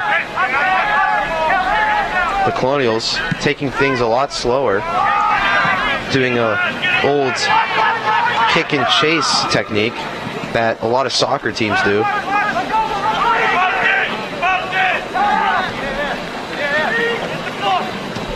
As we're under 7 minutes now, 6:46 remaining in the game. Your Colonials lead 62-0. We're at Joe Walton Stadium on CSN. I'm Logan Carney here with Ryan Jacoby in the booth.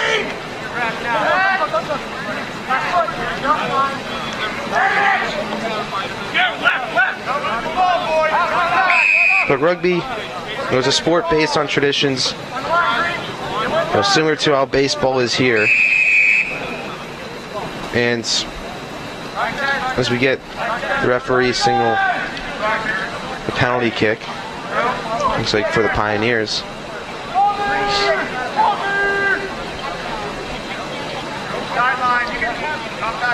But the same whistle has been used to kick off the opening game of every Rugby World Cup tournament. It was first blown by referee Gil Evans. He was overseeing a match between England and New Zealand in 1905. It was also used to kick off the final rugby match at the 1924 Paris Olympics, of which the United States would win and are still to this day the reigning champs.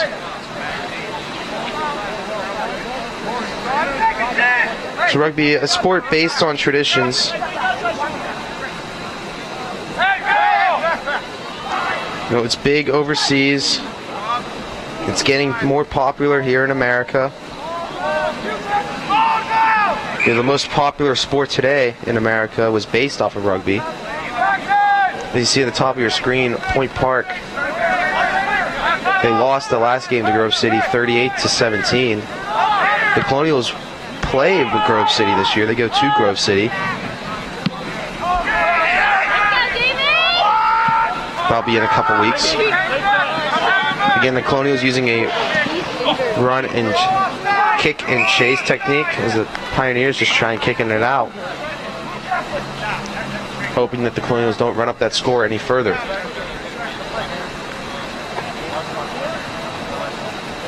Approaching the 4-minute mark for the first game of homecoming weekend, the first CSN broadcast of the year.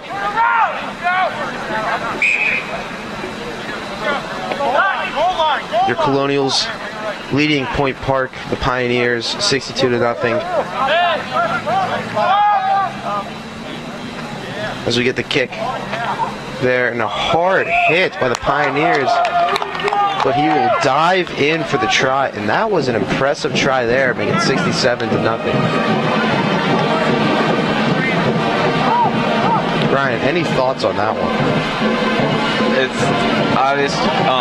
It's pretty obvious to me that Robert Morris was just trying to get into Point Park's heads a little bit more, since RMU is obviously about ready to win this once, since the score is very high, and since Point Park is probably going to be shut out here pretty soon.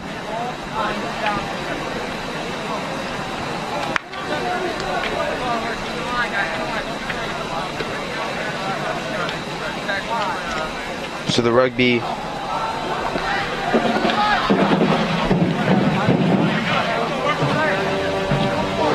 Colonials, you see the try here, a hard hit, but a great dive to get the try. Really impressive one that just takes a lot of physical strength. This is a sport built on that physical strength. The Colonials, they've won 3 straight Three Rivers Classic championships. Again, we talked about the success about the hockey team. We talked about the success about the basketball team here, volleyball team. you should make an argument that the rugby team has been the most successful. Yeah.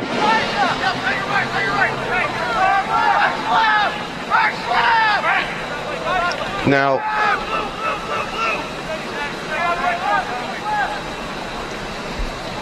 an interesting fact, everybody knows about how rugby invented the sport of football, but I bet you didn't know that rugby also influenced the invention of basketball. Yes, James Naismith, the guy who created basketball, created it to keep his players at the tip-top shape in the off-season, and they needed an indoor activity. Naismith himself played football, lacrosse, hockey, baseball, and of course, rugby. And he used all of these to develop the sport of basketball. So rugby, has a growing influence here in America, but it's had an influence over every sport.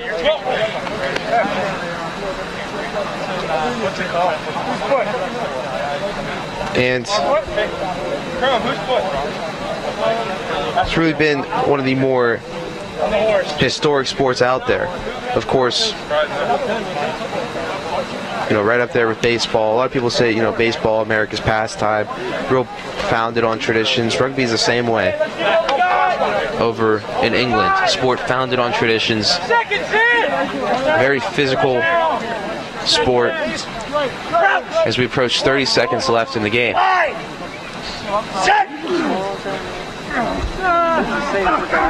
Logan, you have to wonder if those rugby leagues that you were talking about, will they ever form again here in the States? That is true, Ryan. You got a call from that side. Let us know. As we approach the end,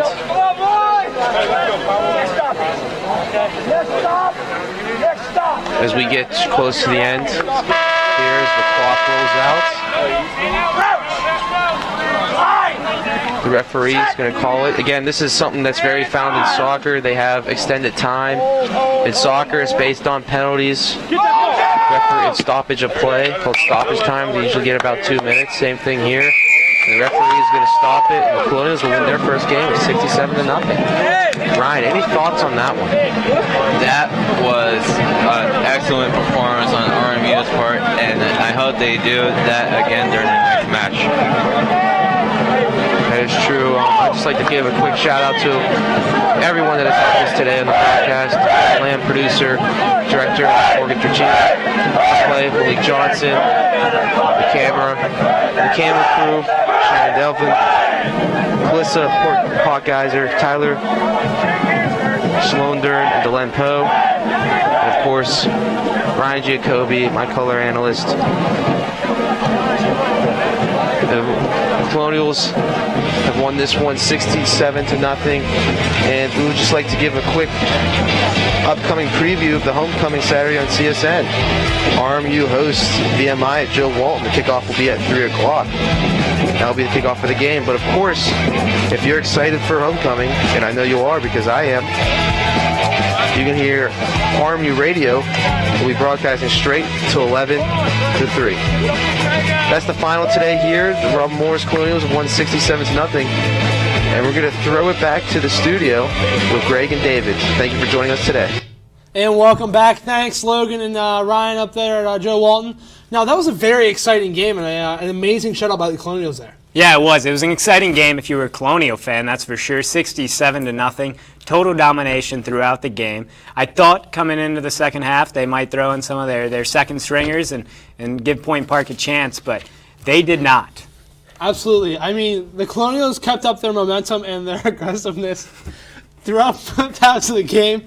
It was very impressive. They had a lot of touches.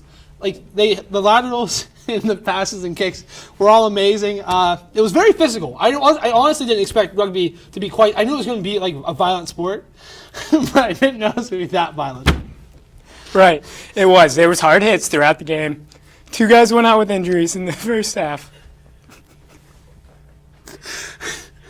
and they did not return. was amazing. It was an amazing time. Ryan and Logan did a great job for being a first-time rugby announcers. They did a great job analyzing and keeping the crowd entertained there at home. But I think we do have some highlights to look at, so why don't we roll those highlights?